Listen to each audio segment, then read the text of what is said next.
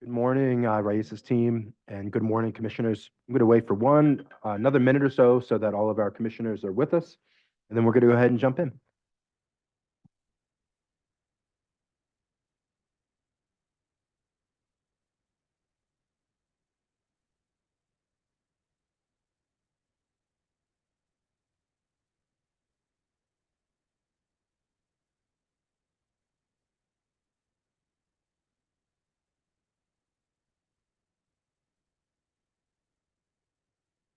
All right, good morning, everyone. It's 8:01. I'm going to bring us out of recess and back into our meeting. Hope everyone had a good night. I hope everyone was able to come up here without, if you were traveling this morning, you didn't hit too much issue with weather. Um, Before we jump in, Vice Chair Burt, can we do a quick roll call, please, just so we know who is here today? Definitely. Chair Brower, Present. Vice Chair Burt is here. Secretary Miho, not present. Commissioner Beck, Present. Commissioner Klasha-Chilich. Here. Commissioner Ingham, Here. Commissioner Gibson. Here. Commissioner Taylor is not present. Commissioner Manus he's online, but is not present. So we can come back when he pops up online, we'll just announce that. And Commissioner Correa. Yes, here. So we have a quorum of 7 at this time, and then when Commissioner Manus joins back, it'll be 8. Oh, wait. I'm here. Commissioner Manus. All right, we have a quorum of 8. Thank you, Vice Chair. I'm going to go through the agenda, and then I have a couple comments that I wanted to share as well. But good morning, Raices. It's good to have you here. The agenda for today will be very similar to what we've done with all the other schools. If not, it'll be exactly the same. We'll start out with the Public Education Department's evaluation. We'll then move into your opportunity to share and make comments about your school. You'll have 30 minutes for that. We'll then have public comment as well. So we'll have approximately 10 minutes for public comment. But we've decided as a commission that if we have a ton of people who want to speak, especially if they're on Zoom, we'll make sure that everyone gets a chance to share today. We'll have PEC comments and questions that will not be timed. And then at the end of this, we'll make our vote on renewal. I wanted to make 2 comments. First and foremost, I wanted to share that, and I have had a connection with Raices in the past. I used to work with NACA Inspired Schools Network in 2016 and 17. So I worked with Lucia Carmona, who was one of the founders of Raices during that process. I have not had a connection really with the school since that moment, outside of being the charter school director and then occasional conversations that we've had over the couple of years. But I just wanted to share that I'm not going to recuse myself, since there has been long history between when I was deeply connected with the school.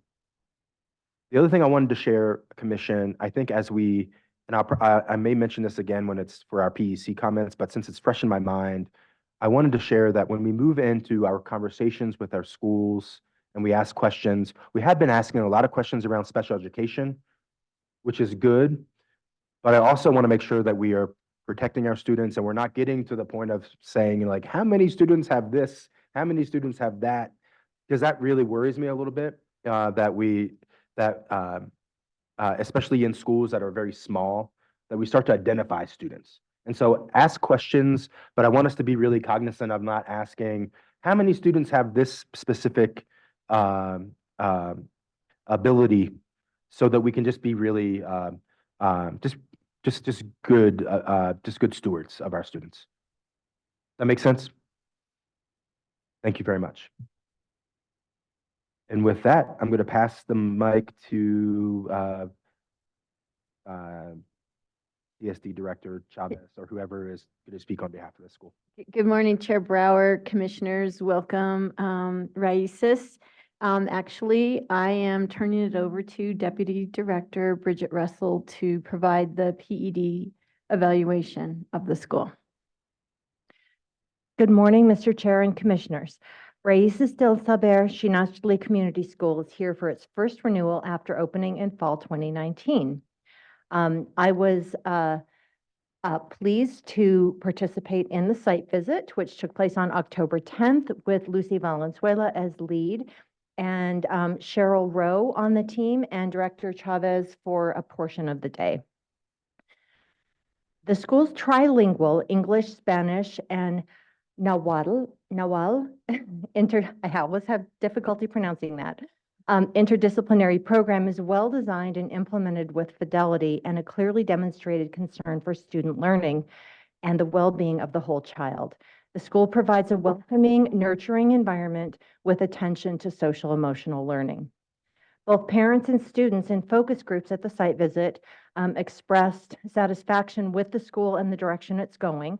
Families are pleased with the bilingual program and appreciate the communication between school and families.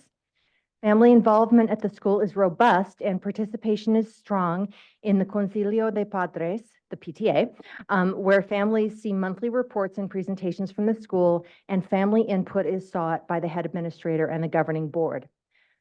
The CSD's recommendation is based on, first, the record of the school's performance over the course of the contract term. Second, the school's renewal application with ratings on that application based on a rubric in the application. And third, adult actions taken to improve outcomes as verified by the Charter Schools Division at the site visit. The Charter Schools Division recommends that Raices Del Saber Xinachtli Community School be renewed for a term of 5 years without conditions. On the application, the school was rated demonstrate substantial progress on all portions of the application with a meet standards on one portion, equity and identity, where the school excels. Academically, the school is designated traditional. It does not have one of the CSI, TSI designations. Its New Mexico Vista score for 22-23 was 52, up from a score of 30 in the 21-22 school year. In proficiencies, Raices is outperforming Las Cruces Public Schools and the state in ELA with a proficiency rate of 40%. It is lagging behind in mathematics with a proficiency of only 11%. There was no science score because the school did not serve grade 5 in the last year of assessment results. In terms of mission goals, the school has struggled because the PED made the Avant assessment a requirement for bilingual programs, and the school had a different assessment in its contract. The school is currently implementing the assessment and can effectively measure student proficiency in Spanish going forward. While on site, CSD observed a robust bilingual program in the school, observing instruction in both Spanish and English in classrooms, mostly Spanish, more Spanish than English we observed, and students who clearly understood Spanish even when they responded to Spanish questions in English. The record of organizational and financial performance over the charter schools, over the charter term, there were working to meet and does not meet ratings in finance indicators during years 2 and 3 of the contract term, with improvements seen in year 4. There was one finance working to meet in year 4, 22-23, with the rest of the finance indicators meeting the standard. The school had a total of 4 working to meet ratings in school year 22-23 in organizational and financial indicators combined, but met the standard on the majority of indicators. Thank you. Thank you. I wanted to make sure that the record shows, Cindy, that Commissioner Taylor joined us at approximately 8:06 as well. So we do have 9 out of our 10 commissioners present. Raices, the floor is yours. And do you have a did you already connect with the team if you have a multimedia? Okay.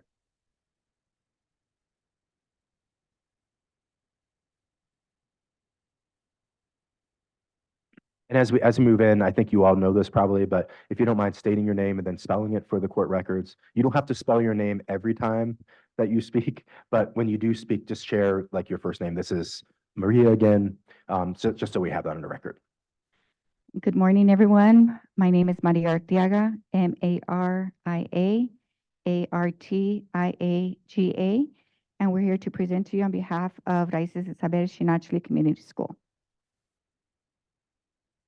In the agenda today, we're going to begin with introductions. We're going to focus on our mission statement and specifically the dual language bilingual model that we have in place. We're going to cover a couple of areas regarding the education plan. We'll jump into the financial, the governance, equity and identity, and then finishing up with our multi-year performance framework ratings, and then moving forward to the next 5 years, hopefully. And in the introductions, again, my name is Dr. Maria Arteaga. I'm the head administrator at Raices. Good morning. My name is Lucia Carmona. I'm the Director of Operations and Community Engagement and co-founder of Raices Del Saber. And the relevance I'm here as a co-founder and some history that I can share.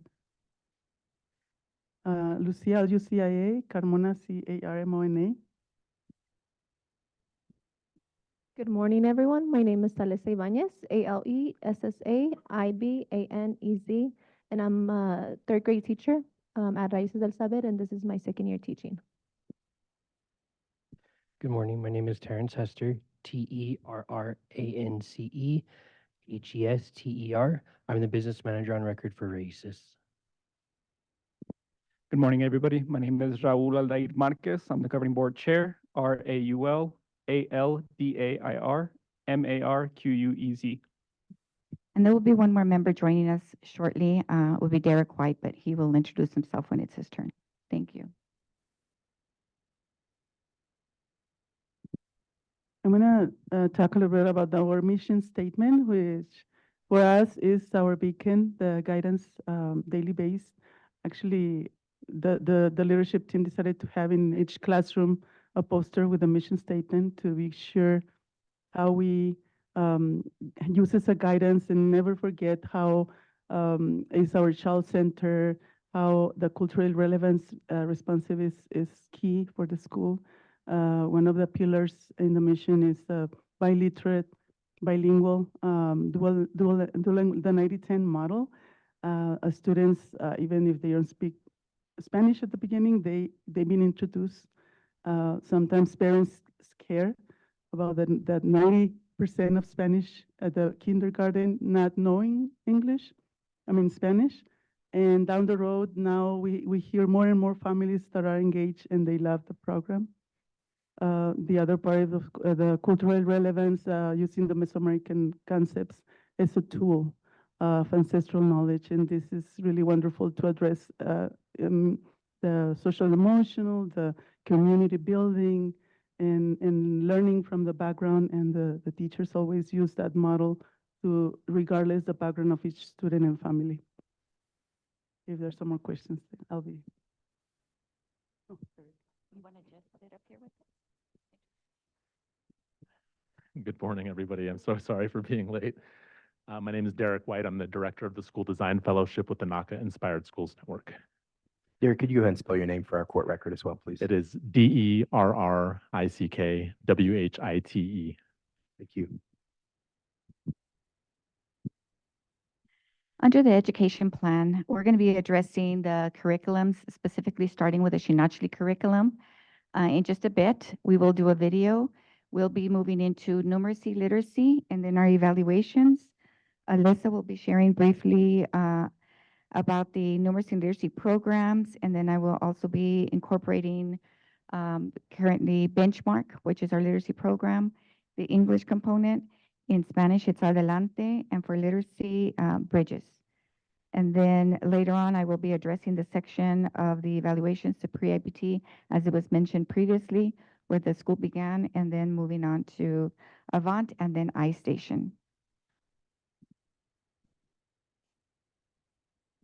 Could you please do the video? Yes, there it is. Thank you. Thank you.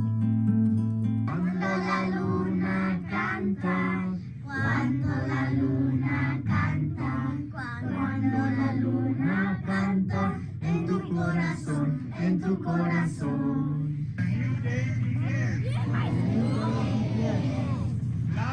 Trampa, trampa, véate cocote.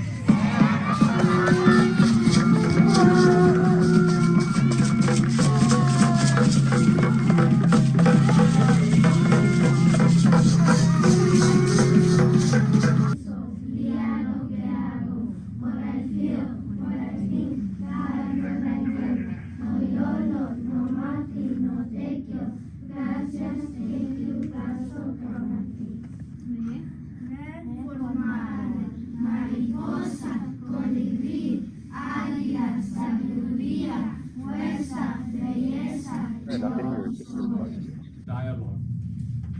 In dialogue, the objective of the token is to learn to listen.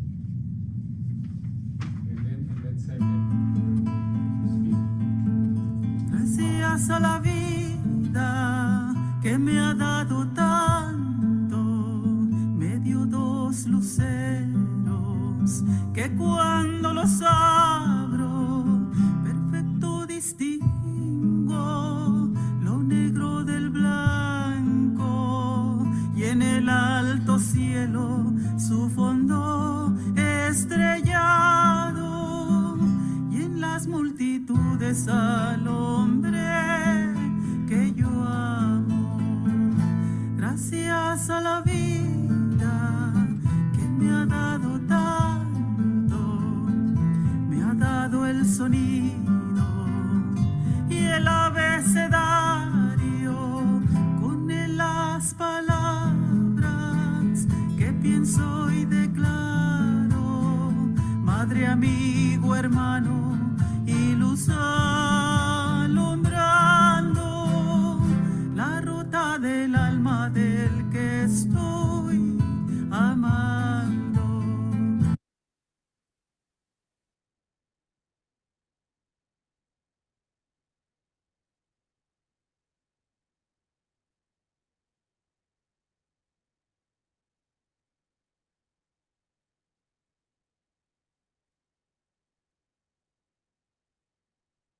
Now we're going to go ahead and move forward to the Xinachtli curricular activities. As you can see on the presentation, we have El Saludo, Calendar, and Tlatocan. So I'm going to refer back to the video that we just watched. At the beginning of the video, we saw El Saludo, which I'm going to focus on the component social emotional learning, where students get to connect with nature and then learn about the different directions, the 6 directions of Earth. And so moving forward to calendar, one thing that we really focus on is traditional stories, what each symbol represents. The calendar, it's the Aztec calendar, and it's called the Tonal Machot. And so students engage in critical thinking, metaphors. And then we have the Tlatocan. Tlatocan is a circle, which students engage in conversation as well as critical thinking. We also have the metaphors. Students get to share their opinion and also really engage in what others think.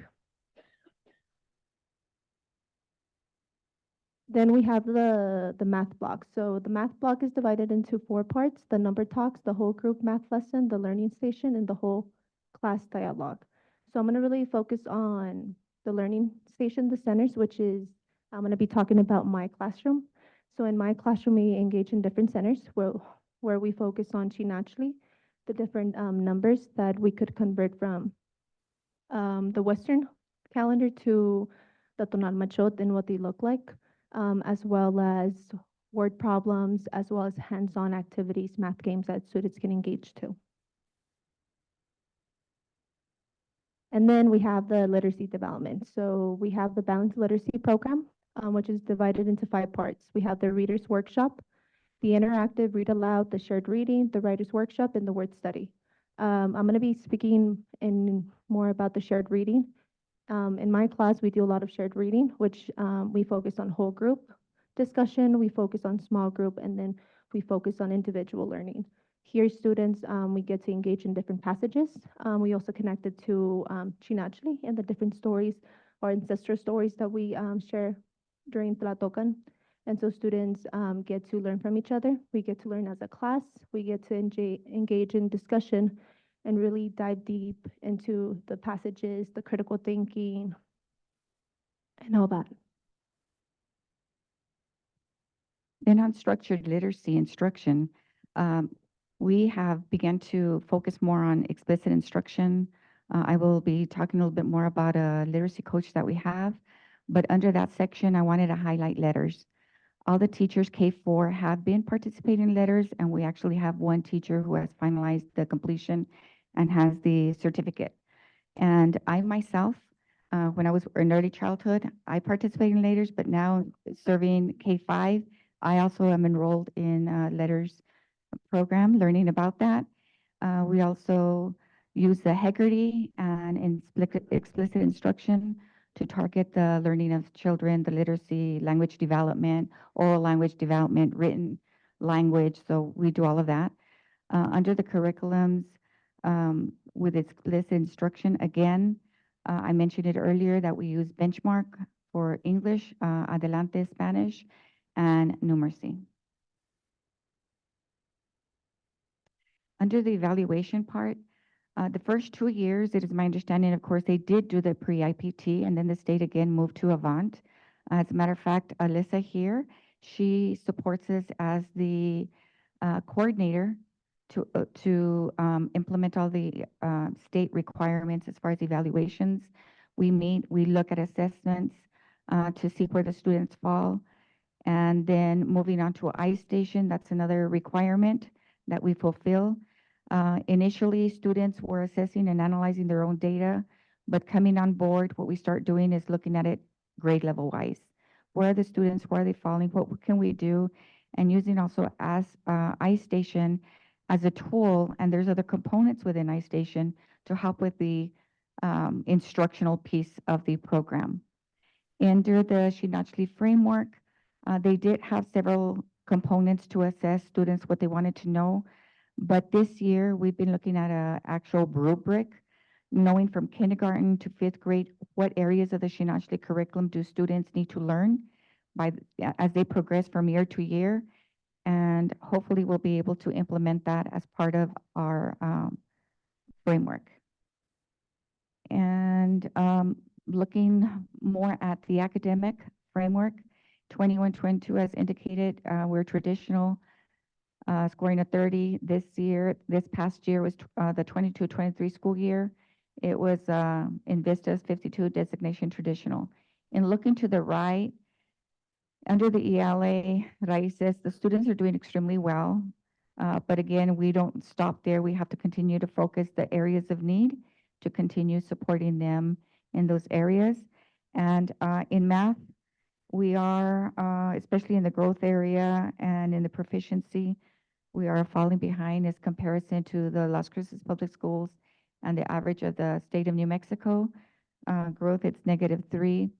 But with our coaches and with the program and being fidelity to the needs of the students, working together as a team, my hopes is that, and the goal is actually to increase. Pardon the interruption. Is it possible to make so that we can see all the information on the slide, can we make the pictures of the people on Zoom like disappear? Thank you. Sorry, I was put it on my own computer so I could follow along, but. Yeah, so quickly then reviewing the ELA, 40%, the other districts, the state and the Las Cruces Public School, we were over as indicated previously. And then in the math, that's where we have to target, but not neglecting ELA or reading or anything else, because and then if you stress too much focus on one, then you neglect the other. So we focus on the whole thing. So thank you. Thank you. My name is Terrence. I'm the business manager for Raices. I've been with the school for about half of the contract term so far, a little over that. So far in our school's growth, we've had our performance audit has been decreasing, which in my view is an increase for us. We started the contract with our 5 findings. We've gone down to 3 and into 2. We've really focused on inclusion of anything that's been brought to life, making sure everyone in the school is aware of our findings and how to prevent them from moving on further. We've spent a lot of focus on making sure that our funding is going to our students directly. As you've seen, we've had some growth going in. We've instilled a couple of positions to help with our school moving forward to keep our program building and moving correct in the trends, getting rid of that being below the curve and moving our students ahead of that curve.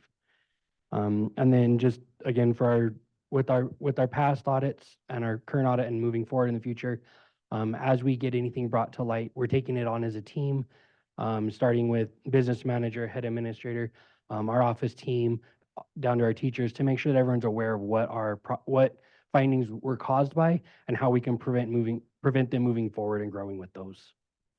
And one thing that I know that I just want to highlight with Terrence, he does come to the building And he has had professional development with our staff to really hone in on the areas of need and to make sure that teachers are aware and that they also have the opportunity to have input as to the instructional materials that they need for their students, for the students.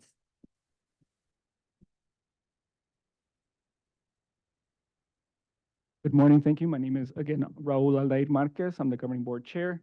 And in terms of governance, we're doing our best to ensure consistency. Unfortunately, we've had quite a bit of turnover, and that I think has been a lot due to changing in life circumstances for the previous board members. They were a little bit more mature, and they were wanting to decrease their responsibilities and enjoy life a little bit more, as my understanding. And so there was a little bit of turnover, but for us, our main goal is to ensure the continuance of the school and meet all requirements set by the state. And so there was a time where members were not completing trainings. I keep in constant contact through text or email to ensure that all board members are meeting their hours before the end of the school year, usually around midtime or right around now. I ensure that most board members have completed some hours, if not all. Myself, excuse me, myself and one other board member. Sorry about that, all the snow. Did go to the public charters conference held this past weekend, and we got all of our training hours done. I encourage all board members to do the same. Unfortunately, it was only 2 of us that were able to. The others had some life events happen, and that's perfectly fine as long as they take the responsibility to continue their hours on their own. We do want to ensure that there was, well, I want to address that there was one notice that was not timely. That was prior to my being on the board. But again, we do want to follow all rules and ensure that there is if there is a change, that it is done within the 45-day notice time frame. And at this time, we are working very actively to ensure that we do have a 7-member board. Right now, we are only 5, and we have struggled slightly to maintain quorum at meetings at times, but we are working actively. Thank you. To ensure that our board is fully staffed. Thank you.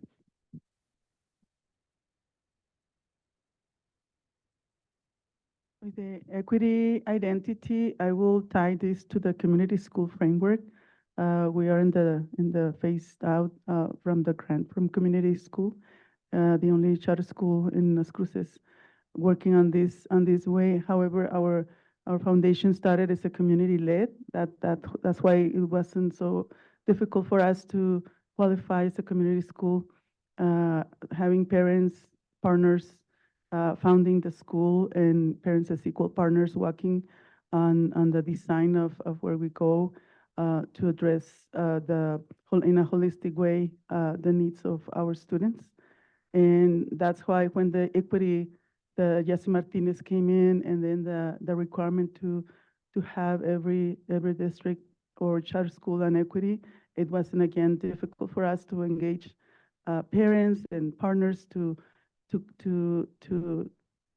come and represent, including representing each of the sectors that was required, the ELD community, low-income community.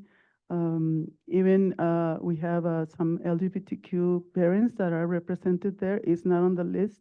However, there's a lot of inequity on that part, and that's why we ask them to be voice of including to create like a replicability on other equity councils around. Another parent that is so interested in advocacy is on food access, food justice as well. And this is something new because we have a partnership with Food Corps New Mexico, and we have a Food Corps member full-time in the school that is addressing the food and nutrition and all about. We have a community garden where the students go out constantly. And one of the aspects that came out of that in the conversation of the food access, but not only because there's some parents that by decision, because to prevent health and things like that, they are asking for, they would like to have alternative meals. But right now it's only unless they present something medically or from the doctor prescribing an alternative meal. But so that is part of the conversation with other charter schools as well, and with this food access advocating come to the legislative session. We have a voice of the students that are, now that we get to the 5th grade, and there is an equity, students council, and the students are really they raise their voice. They help us also to provide some input on the student parents manual. So this is really unprecedented for us, and we are really pleased to have that dynamic and synergy in the school. And we have goals to expand, of course, our equity council with more stakeholders from out of the school, and we're in that process. Thank you. For the multi-year performance framework ratings, what we did is we looked at the last visit that was done at our school, and these were the items that we're going to be addressing. Our first couple that we had were the financial reporting and compliance and responsive to audit findings. Those fell a lot on me as a business manager, and we had some issues as I was growing and learning in my role. I came from a federal sector into public schools, which is very, very different, and I learned that very quickly. Since then, I have taken it on to get some additional training to make sure I understand what those different reporting requirements were, and just the responsiveness to the audit findings to make sure that I'm connecting with the correct person instead of just this person reached out, this is how I respond to it. No, there's actually more people to respond to them. So I'm working to get my training, so I make sure I have all of those in process. And then as I get that training, I'm also relaying it over to the other staff members that are in backup or who may be coming up into that role and want to help with the reporting as we are changing, example with our Avant, some of that we are changing our processes as wonderful state legislation changes some of those reporting requirements. We like to make sure that we're keeping more than just one person involved so we don't have those problems anymore. Going off at 3C, again, our reporting requirements for the governing board chair, we want to make sure, or as the governing board, just ensuring that communication is key. Again, more often than not, the issue is communication. So over communication can never really be an issue, and trying to stay on top of that to make sure that everything is reported timely. And then under attendance, I know that it's indicated from the 2021-22 school year, and then last year, 22-23, they were in the 80%. I know our goal is 95%. I am currently very closely working with one of our admin assistants to ensure that we keep on target. We look at attendance, we communicate with families, we follow protocol. In reviewing since we began school, we're over 90% at one of the months, which was November. It was still in the 80s. Realistically, is students are getting sick. We're a small school, COVID, some of them with COVID, staff with COVID. So we're doing the best we can to keep everybody healthy, keep everybody coming to school, because that's only going to ensure that the teachers can do their job. And with the parents and the students that, working collaboratively with them, we can basically support their academic growth. Under the retention from the 2021 school year, looking all the way toward 22-23, what I've seen and speaking again with the other staff who were there, we started off, the very first year was just K1. So as you grow, some teachers that I've known have retired, they've moved in growing the school. Just in our conversations yesterday evening, we've identified 5 teachers coming on board last year and 4 new ones coming in this year. So it's a turnover, but it's due to growth. What's critical here as an admin team is looking at the needs of your staff, having them have a voice at the table, ensuring that we support them so that we can make sure that that they come back for the better of themselves, but also for the students.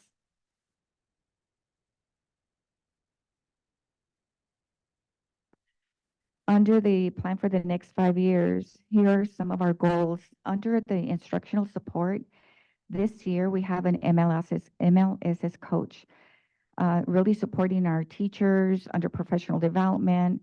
So we could be targeting the literacy, numeracy, looking at the multi-layer support system to ensure what are we doing. Along with that, we have an interventionist who helps so that if students are falling behind in whatever area we have, the support will be there to ensure that we keep them out of special education, if at all possible, right? Give them the help that they need it when they need it throughout the year. We also have, to support with MLSS as well, we contract out with counselors. They're on site on Thursdays and Fridays so that we can tap into that social emotional support as well. Not just the academic, but social emotional support, so we could be looking at the whole child. The literacy coach we have, as indicated earlier, she focuses in, visits our school twice a week on Tuesdays and Thursdays, does walkthroughs, works with the teachers, individualized support, helps with instruction. She's even met with teachers to assist them with lesson planning, targeting letters, targeting the sound wall. Before it was the word wall, now it's sound wall. So doing all she can. We meet and work often, sometimes even in the evenings, just making sure that the support is there for our school. We have another coach, which is a LEAP coach. In this program, whoever qualifies as a year 1, year 2 teacher, they help in all areas as well. This year, we have 1 teacher under the LEAP program, and then the previous year, we had 2 teachers who fell under that program. I apologize to interrupt, but can you tell me what LEAP stands for, the acronym? I know. So I know what it is. Commissioner Beck, I knew you were going to ask that. Can somebody help me, Lucia? Can you help? Commissioner Peck, it's a program that's run by the state to support teacher pipeline. That's probably what you need to know. Yeah, it's for new teachers. Just for new, Yeah, alternative alternative teacher. pathway Yes. for teachers. Sorry, Commissioner Beck, I knew that. Anyway, in moving on, we do have an internal coach hired by Raices. And what that, Apologies. it's Go ahead. okay, it's okay, thank you. What the current internal coach does is she tries to fill in the gaps. Since she's on site, we don't wait till the literacy coach comes every Tuesday or Thursday. We make sure that she's available to the teachers. Again, supports individualized support, small group, grade level. We're doing all we can. She meets with me often. Both of us have also done walkthroughs to focus on literacy, to focus on numeracy.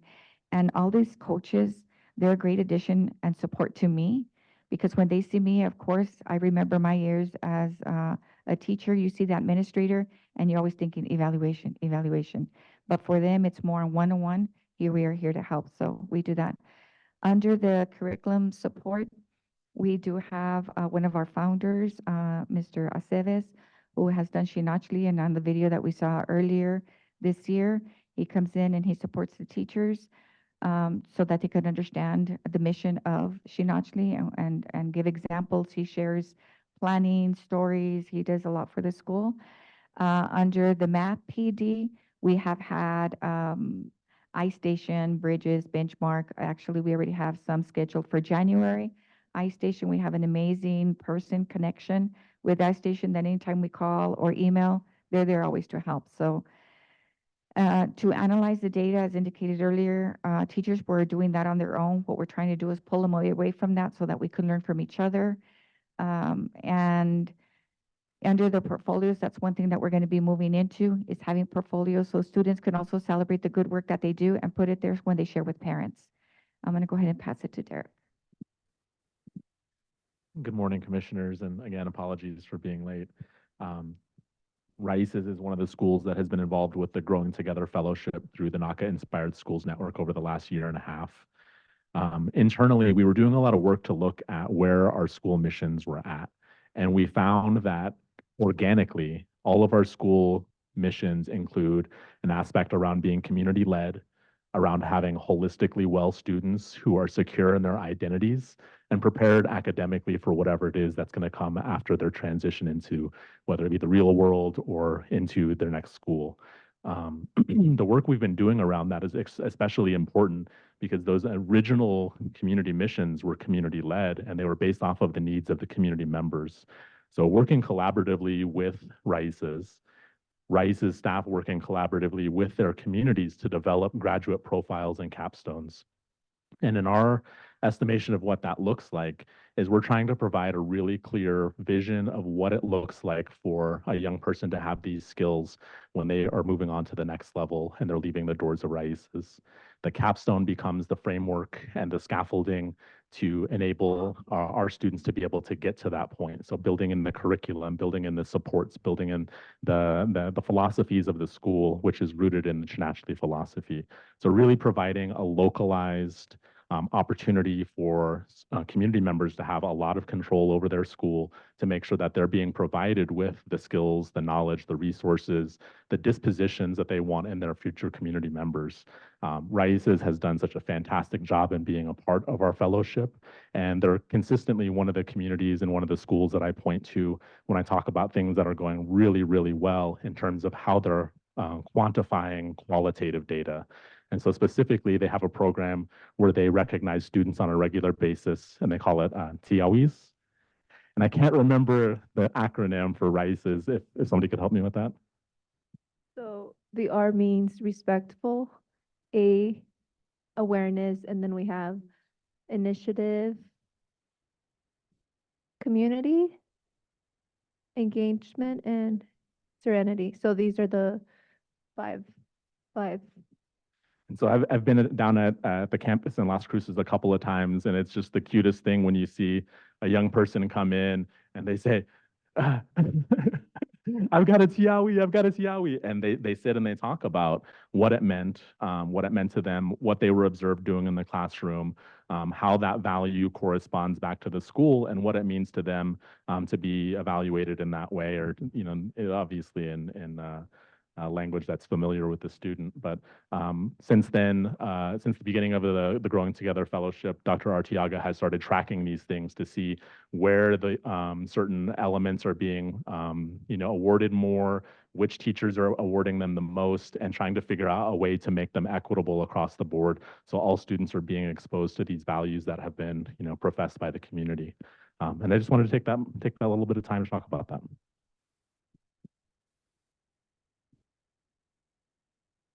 At this moment in time, what we would like to say is gracias. Thank you. Lazo Kamati. Not yet. Thank you so much. The next part of our agenda is the public comment. So we usually start with anyone on Zoom. And so Missy, do we have any takers on Zoom? We do not have anybody signed up either in the room or on Zoom. If there's anybody on Zoom who would like to make public comment, please raise your digital hand. And then in the room, if there's anyone who has signed, you said no one signed up in the room either? Well, everybody at the table signed up, but they don't need to sign up. So. And I'll just open it up. I know we have a whopping 3 people in the room behind you right now, but if there's anyone who would like to speak, I wanted to make sure that we've given other folks a chance and other hearings as well. So if anyone is moved, feel free to use this opportunity. All right. I know all your names too, so I can cold call.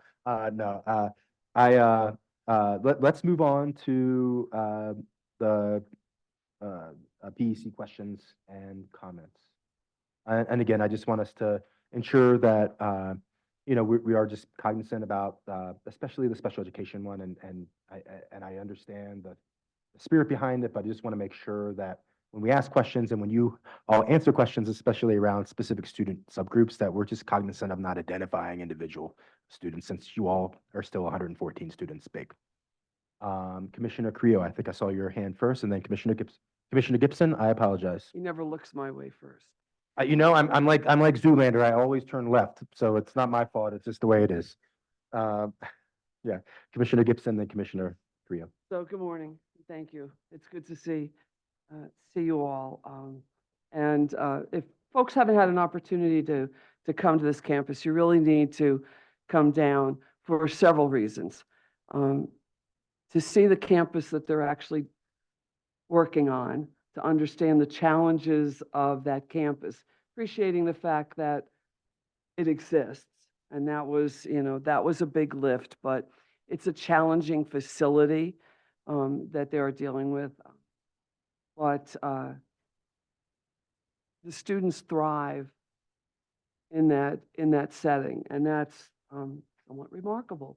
That, but I applaud that. When I was there, they had just finished their Orno, so I didn't have an opportunity to share in some fine bread that I'm sure is coming out of there. But it is truly a community-based school, and I'm going to say congratulations on the really significant increase in your VISTA scores. I mean, that was a huge lift.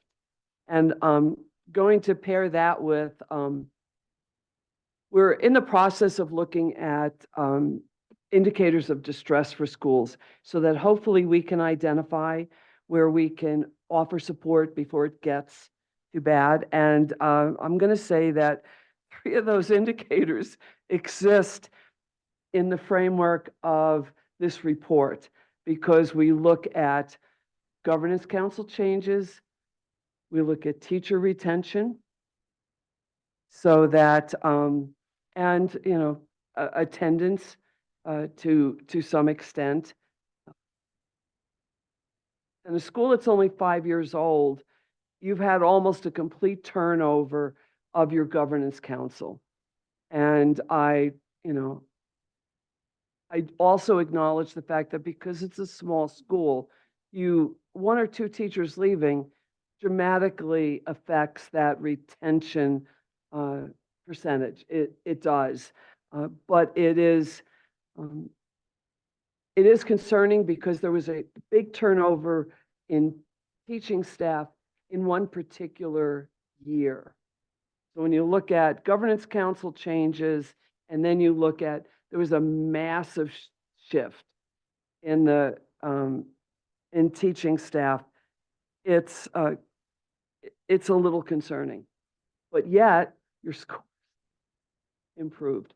So it's that I struggle with that a little bit. So can you talk a little bit about what you're doing internally with your own, because it's a culture and climate with teaching staff, and governance council.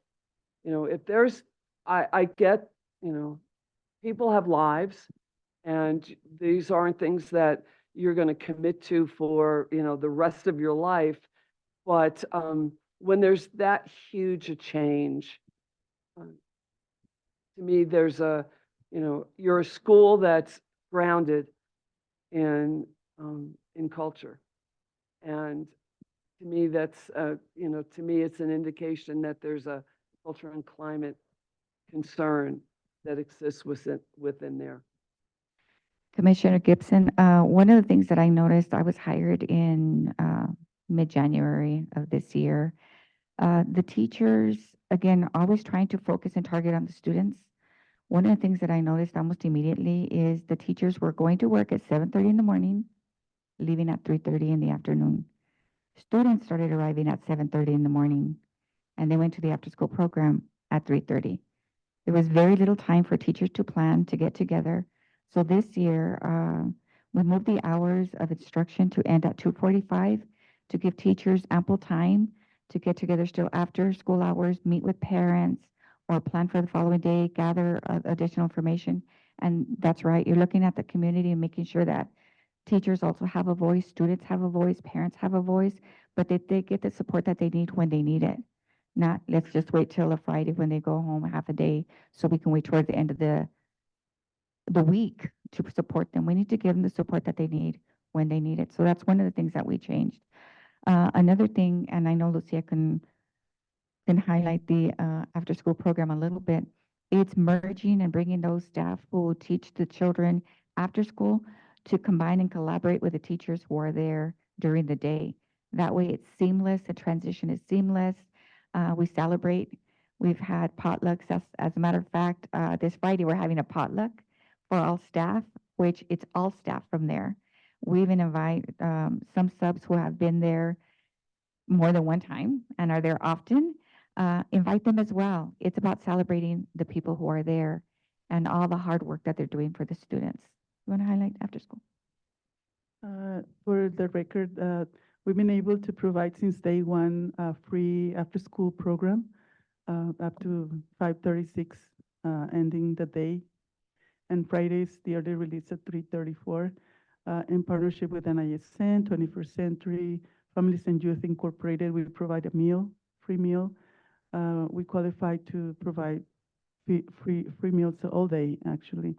But then now in partnering with 21st Century, they are collecting data directly with the teachers to see during the day, to see the report card, how it comes to those students that are participating in the after-school program, how these impact in their academic performance. And it happens, and most there, I can tell 80% of our enrollment is part of the after-school, stay in the after-school program. And also some of the teachers accept to be instructors. They stay like an extra hour there, and the 21st Century take care of their payment.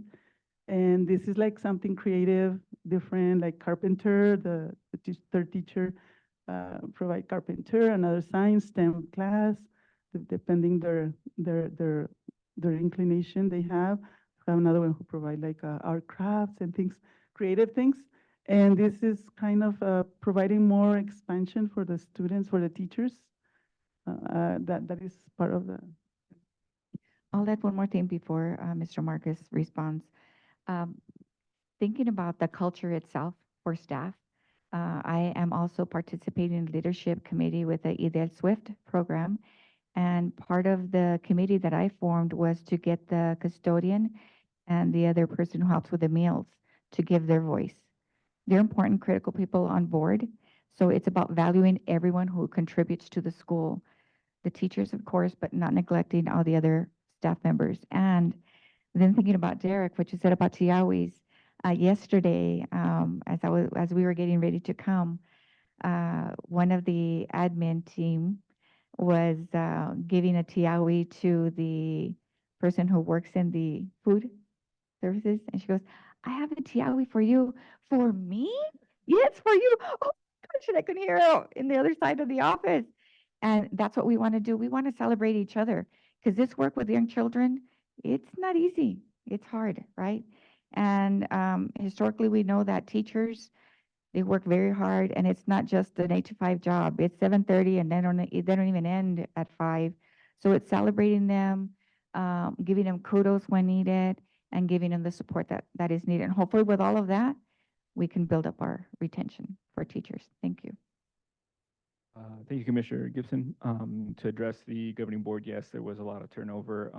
I'm happy to say that I've been a part of the board for over 2 years now, as a chair for one, and it was very much a trial by fire, learning very quickly to sink or swim. I'm thankful for it. I don't shy away from adversity. I definitely take it on as a leadership opportunity and don't shy away from that. And I understand that at the end of the day, I'm the one that leads the board at this moment in time, and moving forward, I am working really hard to ensure the consistency and the stability of the board, that we have members that do plan to stay. We have had a couple of interviews with community members, and just ensuring that we have various candidates to choose from to interview, ensure that we do have a right fit, to ensure that they have the mindset of, okay, well, I'm not a 1 year and out type of person, that we can continue to count on them for at least, I would say, 5 years.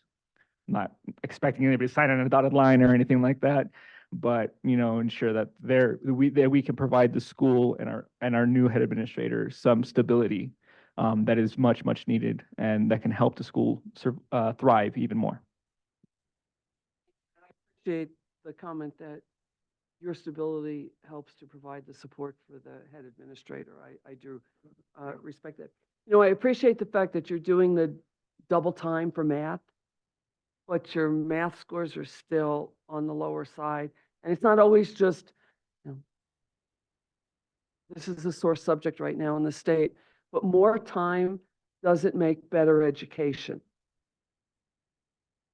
So what else have you done to, what other changes? Because I'm just curious, is part of it the struggle with the trying to honor the cultural math and then incorporating it into the more modern math. But what have you done in terms of, have you made curricular changes, or what other pivots have you made?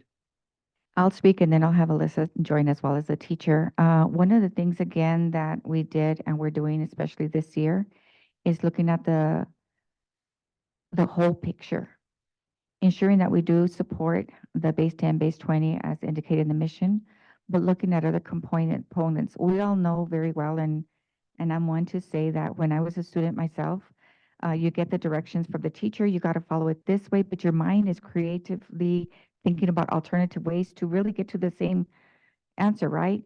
So it's about giving students that opportunity to learn and be taught multiple ways. And also not only that, but one of the things that we're doing is through the coaching this year is helping the teachers. When you have new teachers coming on board, especially if they're on a waiver or if they're brand new first year, they need time to learn and grow. So that's what we're doing. I think with them being retained and with us helping them with the support that they need, I really see that there is going to be an increase and using the data, because data is as good as we make it. It could be a number, but if we don't understand that number, we're not moving anywhere. It's what's behind it and what areas and what areas are the students struggling with in order for us to try to guide them and give them that additional support. In the quick video, it was Miss Alyssa that was working with her third graders, and they were doing multiplication. So we're showing them different ways to multiply also, but to understand the process. The process is really important, not just the product. But Alyssa, you want? So just to add more, we've had Bridges. It's one of our curriculums. Well, it's our curriculum for math. And so when I started last year in 2022, I was a first grade teacher. So I was coming in new. I didn't know anything about Bridges, and it was not something that we were working as a school. So since Dr. Ortega has come in, we've had PD and Bridges really understand what Bridges is. It's a lot of hands-on, have all the materials that we need, because one of the things that we were lacking were materials, the manipulatives, so that we were able to implement all those lessons part of the curriculum. And so this semester, as a third grade teacher, I'm diving into Bridges. It's still something new that I'm learning about, but I can see how all the activities provide hands-on. Not only that, but critical thinking for students. It's very open as well. For example, this past week, we were learning about a grocery store, and the students were learning about different items and how much they cost. So then for their homework, they had to go to the store and find all these items and put the price to it. And then they were talking about, well, maybe it's better if I go to Walmart than Albertsons. But I think it's opportunities like that that we make it more meaningful and have them understand, why do we learn to multiply? Why is that important, and how do we connect it out in the real world? And where do they see it? And so I think moving forward to learning and diving into getting more PD and learning what Bridges is all about, but also bringing the asset calendar, Xinachtli, and because that provides a lot of critical thinking. But also it is important to provide the base, and why is it important too? Because if it's not meaningful to students, then how else are they going to learn it? And so as a teacher, I'm really trying to understand where my students are coming from, what they're exposed to, so that way I can target that, and so that way I can make lesson plans that are meaningful and engaging for them. And that also that they can apply in their life. So it's not just something else that they learn and they're going to forget about it, because that tends to happen. And it happened to me when I was a student. They come in extra, oh, I don't know my multiplications because it wasn't meaningful. So that's what I can share with as a teacher about the math and where it is. Last thing, you mentioned something in regards to food equity and food alternatives, and you, I think you said you're working maybe with other charters in the area for some kind of legislative ask for that. So could you just explain a little bit about what your goal is for your legislative ask? Commissioner Gibson, yes, we are in collaboration with mostly through the facilitation of the New Mexico Food Corps, New Mexico, based here in Albuquerque. And locally, we are spreading the word to participate in some initiatives. Last year, a group of students came, guided by one of our teachers. That time was the after-school coordinator, bringing students and parents to the legislative session during that time, free meals for all. It was kind of some of the HB sessions that they came.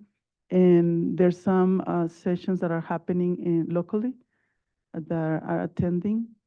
And when we mention, of course, right now, free meals, that is for everybody interest.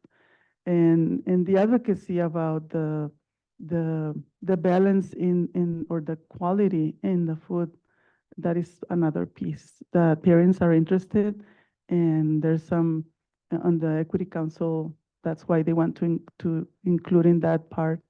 And we have someone who facilitate between all the locally or regionally assigned a person from the equity state staff or support. And this person monthly meet with us and recommend us and guide us on what do we have on that framework and our Equity Council, the approach that they want to have, starting to work locally, internally with the school, and how can we bring together a voice or recommendations to the charter schools level, maybe at the charter schools leadership. We have our site leadership team in the school, but then Dr. Arteaga and I participate regularly in the leadership of the charter schools. And in conversations, sometimes we want to approach to the school district as well. There's some through the community school framework. So these are opening some doors and going that way. And of course, NISN are taking some lead on the food as medicine. There's some initiatives about that. And that's the way how we have this oven, we have this community garden where the community at large, not only the parents have access and students, eventually. You don't have anything specifically legislatively that you're targeting at this point in time? We're just, right now, we're meeting with the rest of the team that is advocating, have a list, and we just want to, we are trying in the conversations to include some language. So it's part of the process right now. Are you contracting with LCPS for your food or with, Cravings Cafe. yeah? So that you're already doing breakfast and lunch, Yes, breakfast, lunch, and dinner. dinner, yeah. But you don't have, I'll come back later if I need to. I'll let some other folks. Thank you, Commissioner Thank Gibson. Commissioner Creel. Good morning, and thank you very much for coming up and everyone being here. So my first question actually is for Commissioner Gibson, because you're the only one on this commission that was here when you applied to be a charter. Well, okay, so I'm curious though, what ignited you? What excited you about this school in terms of authorizing it? Okay, so I don't think I've been to, number one, a community input hearing, except for maybe 6 directions, because the room was larger, that had as many community people attend their community input hearing. And it was across the board. It was from legislative, locally elected, and packed with parents. We want this school, because, you know, it's always nice to have the electeds there, but they're not bringing kids to the school. And, you know, I care less about their voice there. But the fact that those parents were there. And it was an exciting model at that moment in time. There wasn't a school in the district, in the area, that had a mission to serve the community as they did. So we were excited about it. Unfortunately, PED wasn't as excited about it.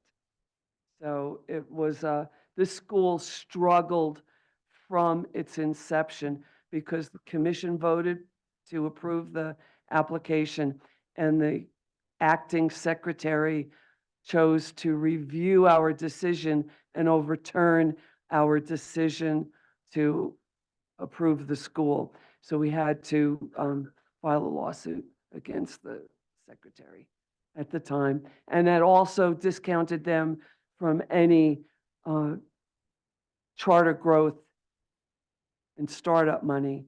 So they started behind any other charter that has started within this time framework because they didn't have the monetary support. Fortunately, they did have the support of the NACA Inspired Network to help uplift them some, but this school really was behind from the very beginning. It was a fight to get this school going. It really was. So they need to be really, I understand some of the struggle with the school getting itself going, and it's been a very tough haul, and they've persisted. The thing that's really troubling is that someone else, the secretary, could override the commission on a new school. Who was it at that time? Was that HCR or? It was CR, and I was completely unaware that within the statute, there's a provision that allows the secretary to question a decision made by the, when they called me and told me that was going to happen, it's like, no, that's not going to happen. And it's like, yeah, and we were Holy told smoke. he has the right to question our decisions. Well, that's super disappointing. So, because I'm curious about the school, and so that's why some of these first questions are around that. Who would you say was your the founder who came? Okay, good. And see, because there were so many founders listed on the website, it was hard for me to know who started this school, because in our experience, when a founder sticks around, a school succeeds. There's not a turn because the vision, the continuity of instruction, continuity of vision's there. And that's just super duper important. So right now, which grades are you serving? A5? A5. I don't know why I might have read something, and there's no plan for higher grades. No. I don't know why. I must have totally misread something where it said grade 11 someplace. I don't know. I was like, what? Okay, good. Thank you. Set me straight on that one. And love the grocery store exercise from math. I remember it's a long, long time ago. Y'all young people don't remember this, but there was a time when they didn't have to, on items, put the cost per ounce relative, so people wouldn't know what they were buying, and, oh, this one makes much more sense. It's less per ounce, or whatever. But that didn't used to exist. And now it's so wonderful, especially when you're using math as an exercise in a grocery store. So that's pretty great. Okay, so on the attendance side, I would imagine, because 80% is not good. So, and I know you want to be at 95, and so does everybody. What are you finding when you talk to parents? Because usually there's a hardship that sometimes they're either embarrassed to say, or there's a transportation challenge. What are you finding is an obstacle on the parental side? So we started in 2019, August, and March 2020, the next year, COVID hit us. And since then, and the next year, and then, so it brought a lot of changing behaviors as well. People like to stay home, or some of them were like kind of homeschooling, and some preferables to continue in Zoom, including the meetings that we have in the board, or it's more convenience since now and then. And we started to experience something similar with the parents in conversations about why the student's not here on time, for instance, or there's some percentage of the families that are struggling not exactly with transportation, but with family issues. When we go to the part of the MLSS, how do we support the family?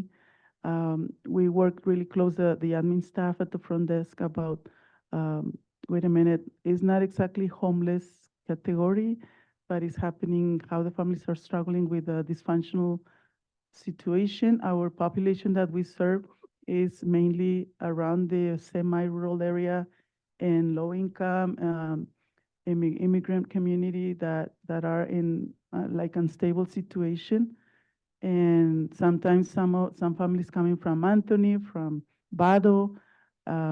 So it's hard that suddenly that we don't have, but there's like a steady, we observe like a steady families that we still have them with us without saying, okay, we're going to enforce the regulation. How do we expose or you are suspend or whatever, right, in terms of assistance.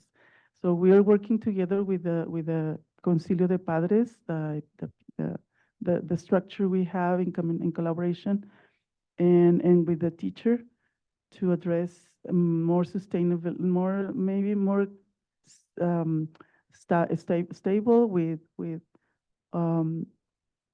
I don't know, because incentives, when we talk about incentives, we support a lot of those families that we know about, for instance, now the support, the emotional support.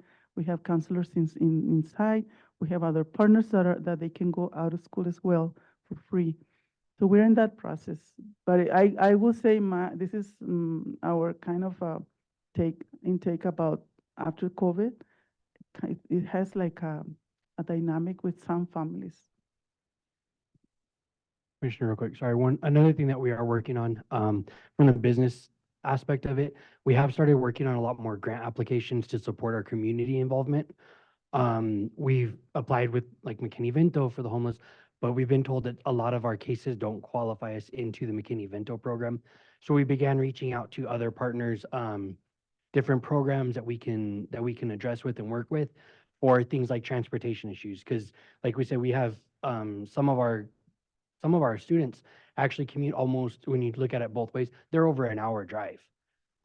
So being a rural, lower income family, a car breaks down, that's you're talking could be 3-4 hours on the bus. And if anyone knows Las Cruces, transportation, it's not the greatest, most reliable. I used to live in Las Cruces. I live in Deming now. I have no public transportation there, but going from Vado to Las Cruces is a struggle.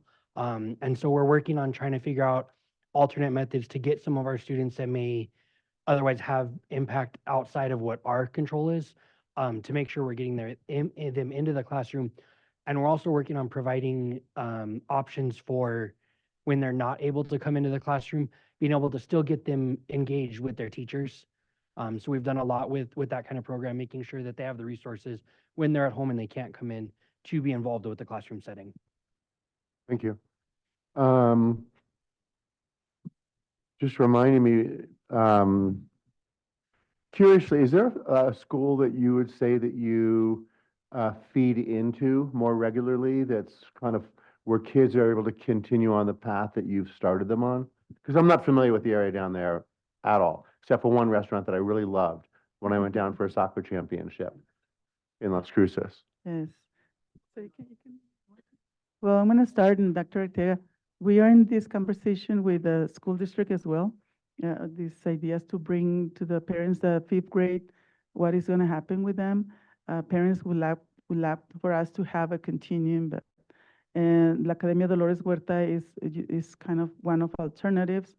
But now there's Explore Academy, there's J. Paul Taylor, what they are have online, on waiting list. But there's 3 options more the students may have. When we talk about the dual language, the bilingualism, when they come up being bilingual on the 5th grade, if they go to another school, whatever school that is not bilingual in middle school, will not affect them in terms of how they interact, how they go into this knowledge, the general knowledge, the foundation, the academic foundation they have, but they have a plus in a bilingual. The parents they love to find that option. So we're talking also the district, the school district, they have some schools, not all the schools that they follow some models bilingual, which is 50-50. And at that time, the 5th grade in our school are 50-50. So I also wanted to add, Commissioner Carrillo, that I had a student in my office. And sometimes I know it's to say hi and other reasons, you know why they're there, right? So in other words, in discussion with students, I also help them on projects. I go, you can help me with a project. So what we did is I actually communicated with a couple of administrators from middle school and left messages so that we can go ahead and get the parents in. I know ideally it would be La Academia Dolores Huerta. They are bilingual. But again, it depends on now parents, as the former question that you asked, where do they live? What's closest to their home? Do they actually want to go to a charter school? Do they want to go to Las Cruces public schools? So it's getting different administrators or someone representing the school to come down to our school and speak with the students and with the parents. The plan right now is to have them come on January the 12th. It's a Friday. And after we finish conversing, the student said, I think I would like that school. I go, why? Tell me, why do you think you'd like that school? Because the student was listening to our conversation. And the student said, why? But unfortunately, that school is not taking any more applications because they're full. And I'm like, okay, here we go. But at least they have a choice. It's bringing the information to the parents. So ultimately, so the parents can have a decision of where they want their children to go next year. So it's a side conversation and also, Challenge, traveling and many other issues. Thank you very much. So I would echo the concern about math, because 11% and no growth is, what I wrote down in my book was, it's not just behind, it's way behind the district and the others. And we learned from and actually I was thinking about you, Commissioner Burt, relative to the bilingual and how effective it is all the way through, because especially after even the K-5 grades, when people start, the way their brains work, it's just so good to be able to continue that if they're able. But we learned a couple days ago about grants that were available specifically for math instruction. And I'll tell you, the school was NMS, New Mexico School for the Arts up here. And there was a tutor that talked about how he was taught to tutor in math to reach kids that were math phobic. Because there was this, I said in the last meeting, this dark cloud around math. And I became really excited because Miss Loftus in the 8th grade. And I love math. And for what kids want to do, if they have any idea what they want to do, so many, whether it's, so many things require math. And they don't even know, you don't know that when you're a little kid, but it's getting them excited about math. So I was just looking at maybe what grants are there for math instruction specifically to take advantage of. So let's see, I want to ask that, but not right now. Did that. Why do you want 7 members on your board instead of 5? Boards are challenging enough with 5. It would allow us for making quorum sooner rather than having to wait on a third. If we have more people on the board that can make those meetings and not have as many requirements, we can get the meeting started sooner. Okay. 7, híjole. 5 was even hard. I was on the board in Santa Fe for 9 years, and 5 people is just even hard. Adding to that part to Mr. Aldair, the experience we had at the beginning, the co-founders, discussing the best practice to have at least 7 members in terms of doers. Because it's not only, okay, I'm going to sign there, and we never promise, I say we because I'm part of the recruiters. We have a lot of partners there that would like to come. We are planning to interview two of our partners to become board members. But not only but they come more, they support in terms of analyze, discuss documents, doers. So sometimes it's hard for that. There's been many busy people that are so engaged in the Sure. school, but it's hard. No, I get it. And with the school board, because it's an elected position, you're really, there's the expectation you're there. And if you, even by statute, if you miss like, I think it's 9, it might be less. If you miss so it's 6, that's cool. Yeah, you're out. And so you got, you need to attend. You were elected to do a job. This doesn't apply. I wrote down civics. You talked about on the retention side, do you do exit interviews for staff when they leave? When I came on board, there was 2 that left last year. One of them actually retired. And the other person, it was due to her own children. She was teaching at Raices, but her children were at another school. And she said it's just commuting and being there. Again, ending the Las Cruces Public Schools, their time with teachers end at 3:15, and we're ending at 3:30. So even that gap sometimes was a conflict. If the school didn't have an after-school program, she goes, I'm having a hard time. So again, we're trying to assist teachers also with the retention. For example, one of them is coming in a little bit earlier so she can leave on time. So it's looking at the needs, right? That needs analysis Sure. when it happens so that they can fulfill the contract, but also try to support them so that we won't lose them. No, good. That's good. It's, I mean, I was shocked to learn the level at which there weren't exit interviews happening, even though the board kind of mandated it up in Santa Fe when I was on the board, but they just weren't happening. And it's like, that's such bad business practice. Patty, what moved you? That's what I wrote down there right there. Yeah, I did the math. So we're good. So for me, because, I could very well end up being here for 5 years from now. I have one more year on this. What I'm really going to be looking for, and even in the interim, because I remember Ms. Gibson mentioning that we're going to look at certain things throughout the term and not wait until renewal to bring up some big red flag. But really looking for growth in math and learning about what you're doing in math to change that. So that, other than, that's what I'll be looking for. And thank you very much for what you do, and especially for filling an important gap, in your area and serving kids. So thanks. Thank you, Commissioner Creo, Commissioner Beck, and then Vice Chair Burt. Again, thank you guys all for coming up. I wish you the best in getting back with what the weather might be this afternoon. So we'll keep our fingers crossed. I really treasure these hearings because I learn so much about a school that I don't know very much about from the start. And when you look at the data and you look at the different pieces of information we get, it really doesn't paint the picture like of what your school is. Commissioner Gibson certainly helps a lot since she's right there giving me a background and the questions from Commissioner Carrillo. It's a challenge for sure. 111 kids, I think. Small school, new school. She briefed me on your challenges getting opened.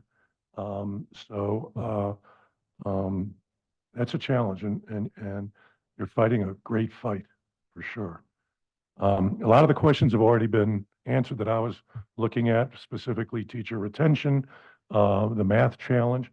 I love your educational plan, your 4 components of it. I'll be real quick though. I'd like a little more information on your 4th component, which is the 90-10, what that looks like. And I'll finish with that, number 1. And number 2, you mentioned that you moved back from excusing the kids from 3:30 to 2:45 so you could have interaction with the parents and the students and things like that. I wanted kind of a picture, here I go again, with what your PLCs look like. Been a teacher for 13 years, so and I'm a department chair and stuff, so what your PLCs look like, how that fits into the school schedule, and then what your professional development is, just briefly, within the PLCs in the school day. Thanks. Okay, Commissioner Beck, for the 90-10, the 90-10 dual language model, I actually, when I was a kindergarten teacher, I taught it. So coming in, I was very familiar with it. We began in kindergarten, students began receiving instruction 90% of the time in Spanish and 10% in English, your ESL. And then it moves on to first grade, from kinder to first grade. So then it goes from 90-10 to 80-20, 70-30, 60-40, fourth and fifth, it's 50-50. So we're trying to with fidelity of the program, make sure it's really easy when students look at you and they don't understand. You want to tell it to them in their own language, but that's where you have to be strong in the instruction of that subject area. Because if not, then they're going to say, well, they're going to tell me in English anyway, or they're going to tell me in Spanish anyway. So that's what we're working on. Teachers are getting better at it. Again, it's the newness of coming in on board, understanding program. For the most part, all staff are bilingual. All teachers have a bilingual endorsement and/or have a waiver. So that's key, very, very much so. As far as, I'm going to jump into the PLCs. In the PLCs, usually they happen when the students go to specials, either movement PE and or to arts. So they have a whole hour. And kindergarten does half an hour of each, and then the other grade levels does 1 hour every other day. So the teachers at that time have the opportunity to meet with coaches, whether it's your literacy coach or your internal coach or with the interventionist. And there's always a push in from that core team so they can go into the classroom, observe the teacher, speak to them. When I go, and like I said, I do walkthroughs as well with one of the coaches. We look at that, we discuss. I might share with the teachers, but sometimes I have them share with them so they won't think it's evaluative. It's always not, again, that fear all the time, right? Oh, I didn't do this right. You guys better behave or whatever. It's about the presence. We understand the younger the child developmentally, where they're at, where they stand. So that's what we do with the PLCs. As far as professional development, even toward the end of last year, it's like, where are we? Let's do a needs analysis. What do we need? And then from there, again, working with Terrence to see where's the money. We need to make sure that, we provide them bridges. And then after each professional development, it's speaking with the teachers as well. Is this good? Do you still need more?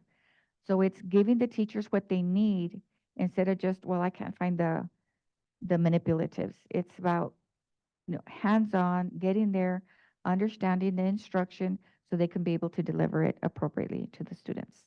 And then one thing also to add to that is with the professional development, kind of goes along with teacher attention and everything.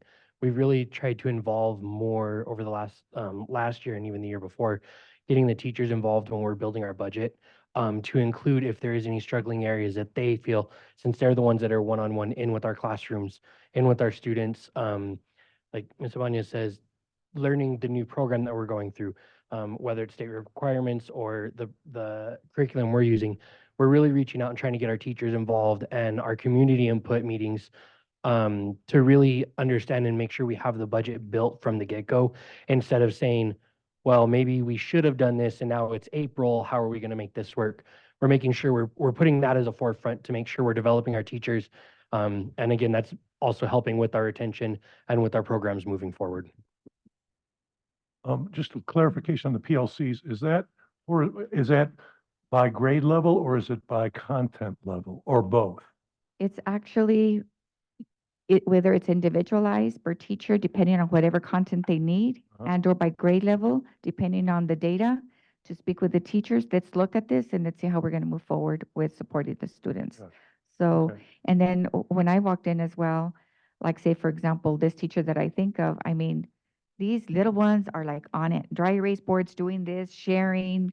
And then it's also giving the time for other teachers to come and look at that, but not only celebrating that teacher that's doing well, but looking at the good things that other teachers doing well, so everybody could feel successful again. Do you have any kind of because it sounds like some of the teachers are fairly new. Do you have any kind of mentorship program for more experienced teachers helping out the younger ones that? So the teacher that has been assigned to mentor was the previous teacher there, then moved into special education, has all these number of years teaching, bilingual and all, because that's the one that will have a good wealth of knowledge in many different areas to be able to support the new teachers coming on board. Oh, So she's doing an amazing job too. Thank you, thank you. And then there's one more thing that we do have. We're enrolled with the Eds Fellow program. So we're trying to help develop the EAs that are transitioning into teachers. Ideally, our goal is that the ones that we have on site, we get to keep into our school. So far, that's been pretty well stepstoned into our program. So we have reached out, and that is one of the programs that we've reached out for funding through Ed Fellow program to help build our teachers coming up. So as we have first year teachers coming in, they're already in with our models, they're in with our trainings. So. Thank you, Commissioner Beck. Vice Chair Burt? Commissioner Beck actually took like a lot of my questions. It's okay. They're good questions. I do think like when okay, so first there's a couple things I wanted to just say from the application that I thought were, number one, the most hilarious thing that I saw probably of any application I've read was your street data comments from your parents. And I especially love the last parent that you put that paragraph in, and how they, like, if they misbehave at home, they're like, we'll just change school. And the kid loves your school so much that that's like, I'll do whatever. Like, I'll do anything, like it just reminds me of, this time of year, we get to use Santa to like really get kids to behave. Like, this parent gets to use your school all year round as like, hey, straighten up, or, like, and that's just the depth of the love of the school for that student. And I just thought that was absolutely hilarious. I mean, I wouldn't necessarily encourage families to threaten taking their kid out of a school to behave, but like just the depth of love that student has. I thought that was I couldn't stop laughing. It was so funny. So thanks for including those anecdotal, kind of qualitative pieces from the street data that you've taken a look at and included in there. I just thought that was great.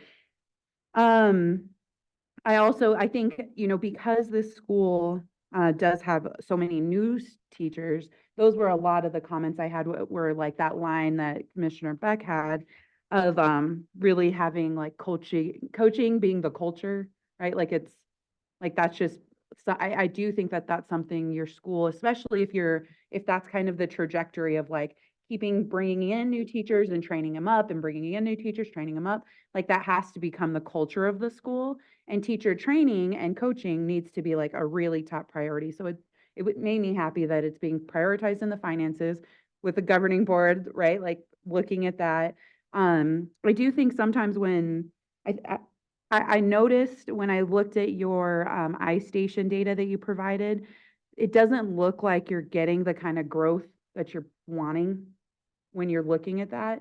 And I mean, I know the IMS is hard because it's like, well, this test and then it's this test. And so it's hard to like compare apples to apples, whereas you have the iStation data kind of year over year to look at as your formative assessment. And so my concern is, this is what I remember being the most frustrating part as a new teacher, was feeling like I was doing my best. Like I was doing everything. Like I was getting there early, leaving late. Like it wasn't a time, like I was putting in the effort at the time, and to not get results off of that is the most like stab in the heart at the end of the year as a teacher, right? Because you're like, I'm doing everything I can. Like, and so for it to not get like the growth I want is like so frustrating. And I think especially as new teachers, we get that the most because we don't know what we don't know yet, right? Like you have to learn it over time. And so I do think once again, I'm appreciative that you are looking at having teachers look at each other, because I don't think we really know what quality instruction looks like until we see it. I mean, we think we're giving quality instruction. It feels good. Kids are happy. You're not getting complaints from anyone, but it may not actually, the science of teaching is so strategic. Yeah, that you really have to push that. So I do think, and I mean, the iStation results were for math and reading, like they just were kind of flat over the course of last year. When you look at like getting your kids out of those level ones and into level twos into threes, like I don't think you're getting where you want to go. Once again, I don't know if that's because there wasn't professional development even in the curriculum that was being given prior to this year. So I'm trying to like take it with a grain of salt of like, I mean, it's always hard, right? As an authorizer to be like, okay, there was this turbulence and maybe now it's like seeming to course correct with new leadership, with having the right people in place. But it's hard for me because all I see is what happened. And I do think that could be a effect of the turbulence in the school in years, 1 through 4 kind of thing. Have you, I think the only thing that I really want to like impress upon the things that the people have already said about like really making sure the teachers are getting the support they need so that instruction is really high quality instruction, because like we know for bilingual schools, like you're not going to see the proficiency rates in kinder first as much as you're going to like it feels a little like, oh, okay. But then like you start, I mean, it just grows exponentially after that, right? So I don't think you're seeing that yet. And so that's a concern. And so I do think there has to be like a little bit of an emergency of like a urgent, like we gotta do better for the kids. But it feels like you have a lot of the pieces coming into place.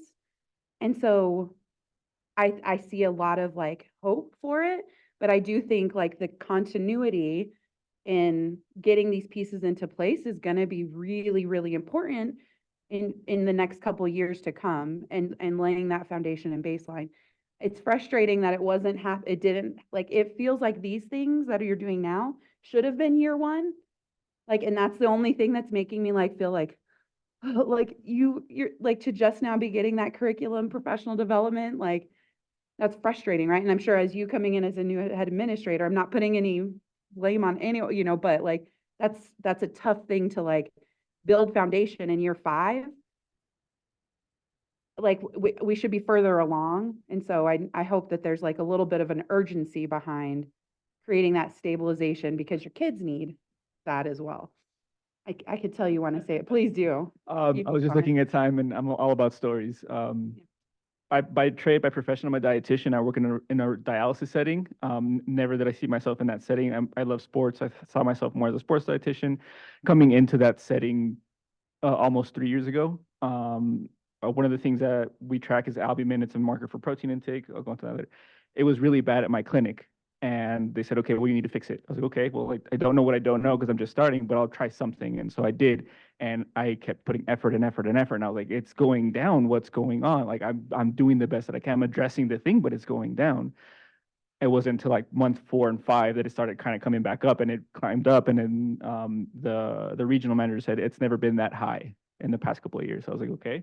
And I tell that story to say that we have to trust the process. And part of the reason why we as a board chose Dr. Arteaga to be the head administrator is so that we trust in her process. And I mean, you touched on it. It's where she's addressing it. We have to give her time, and we have to ensure that she has adequate time for those scores to come up and reflect her effort and kind of coming into that. So I just kind of want to highlight that part, and that we did actively choose Dr. Arteaga from a pool of candidates because we saw that she was going to be the one that gives Raices the best foundation at this point, or continues to build on the foundation that is now, or fill in holes, or what have you, to ensure that the school does course correct and continues to thrive. I appreciate that. And it does, that's the sense I'm getting today. Like reading in black and white is different, right, than being able to talk to you all. And so I did get that from the presentation, like addressing a lot of the things in the presentation up front about the adult fixes that can happen, right? Like the adult problems and how you guys can course correct on those things. One of the other things I noticed is maybe you can explain a little bit more. One of the things that obviously is a strength, which once again, I've said this before, that incorporating culture into a school can sometimes be the most challenging thing that a school can do. That seems to be the thing you all excel at, right? Like having that intertwined and interwoven in the parents and families and community, knowing that that's actively being supported in your school. I mean, sometimes that's the hard thing. Like people can have all these other things and never get that right. So for you all to have that, what a gem. So like just twisting these other pieces, right, to get those other pieces in play feels like doable. And I was really excited when you said that you're in that planning year of the community school grant, because it sounds like you're already doing so much of the work already. You should get the funding to support what you're already doing. But I saw in there that you got the community school grant in 2019, but it's not implemented yet. Like what happened between 2019 Oh, and, no, it's a process. We started with a planning grant in 2019. And then from there, we moved to the implementation grant for 3 years. We're in the last phase of one last year to extend to bring sustainability to that framework. So I am the community school, I will operate as a community school coordinator as well. Okay. To be sure, how do we bring that strategic community school strategy, Yeah. and it's embedded into all what we do. Okay, and when is so I like because one of the things as you were talking about attendance, so I used to work for Albuquerque City Council where they started ABC community schools. And I was like that was like my favorite thing because I care about education the most, right? So it was like one of the few opportunities I got to like be in schools outside of like the education realm. And there was a school that was like, this was early in community schools in New Mexico, right? Like the official community school. I think a lot of schools have been community schools for decades, but the official program, right? And one of the biggest things that they tackled was attendance. And so, looking at that root cause, why are we not getting kids to school every day? And they actually used their community schools coordinator to tackle the attendance that in a way that worked for their school. And they ended up coming up with, they actually called it like the walking school bus. Like, and it was just, all the kids were like, it was a neighborhood school.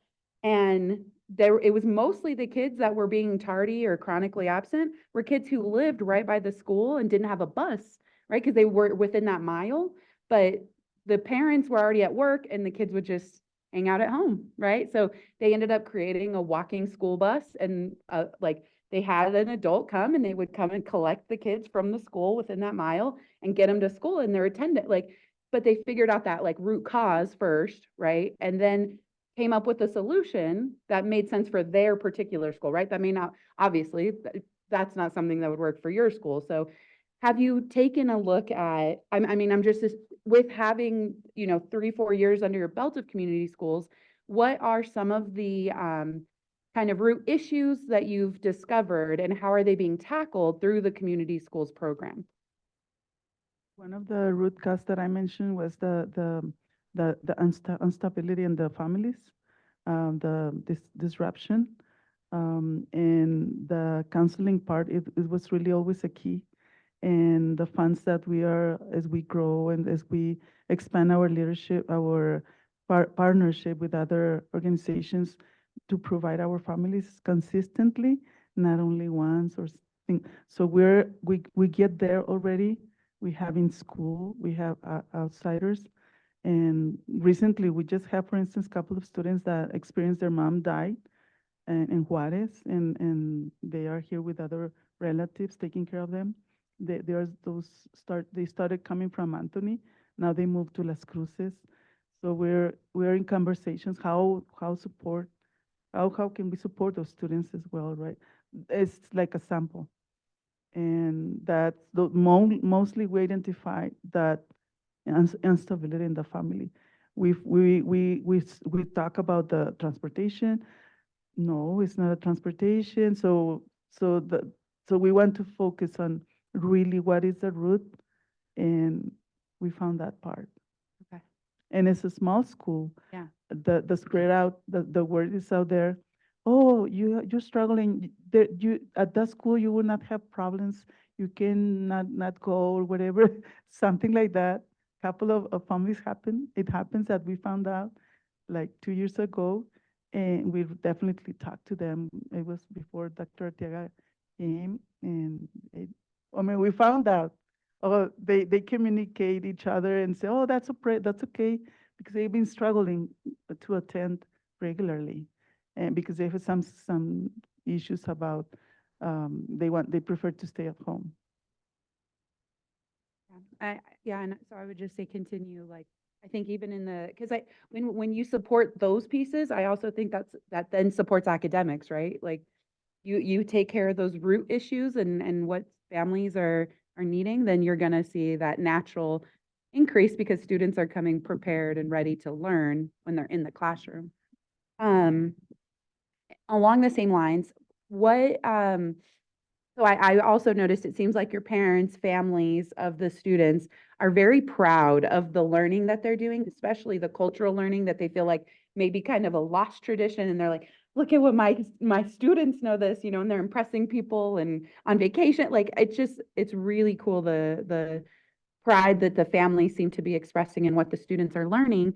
I also imagine, I kind of remember when we switched from New Mexico state standards to Common Core standards and in math, and none of the parents or families knew how to help their students with math anymore, right? Even kindergarten. Like, I mean, once you get up to like older grades, then math gets a little wonky with some families anyway. But like back then, like you can even help your first grader with math because you're like, I don't even understand how they're doing this, right? And as an adult, you felt a little like, I don't like, what do I do, right? And so I also imagine like some of the learning that you're doing, families didn't get, and their students are learning like new concepts that their families can't really actually support at home.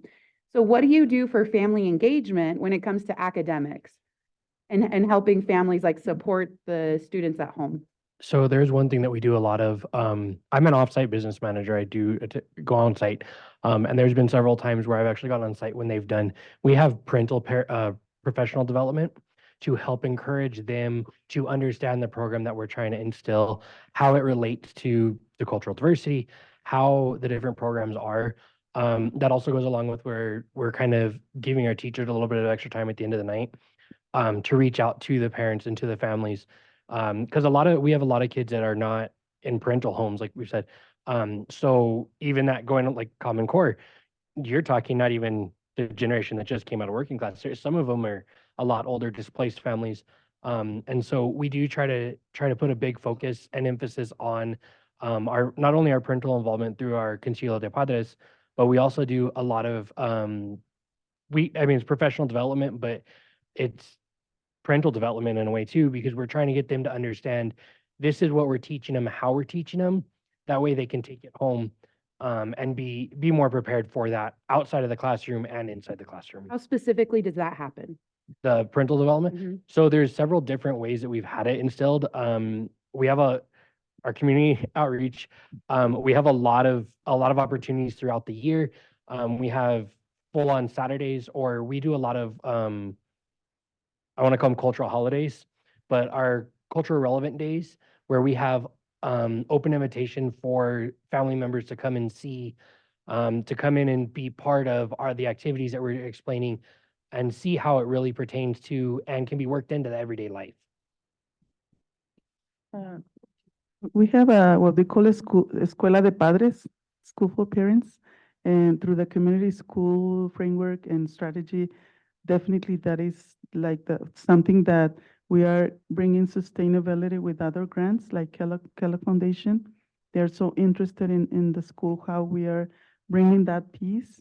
And like you mentioned, it's a long-term to get even the dual language, the bilingualism is something really hard that our parents that I said what we serve or the community we serve are definitely scared of a bilingualism in a school because are being failing the implementation in the traditional districts, that the bilingualism is really hard with, you name, lack of bilingual teachers, lack of incentives, whatever it is, right?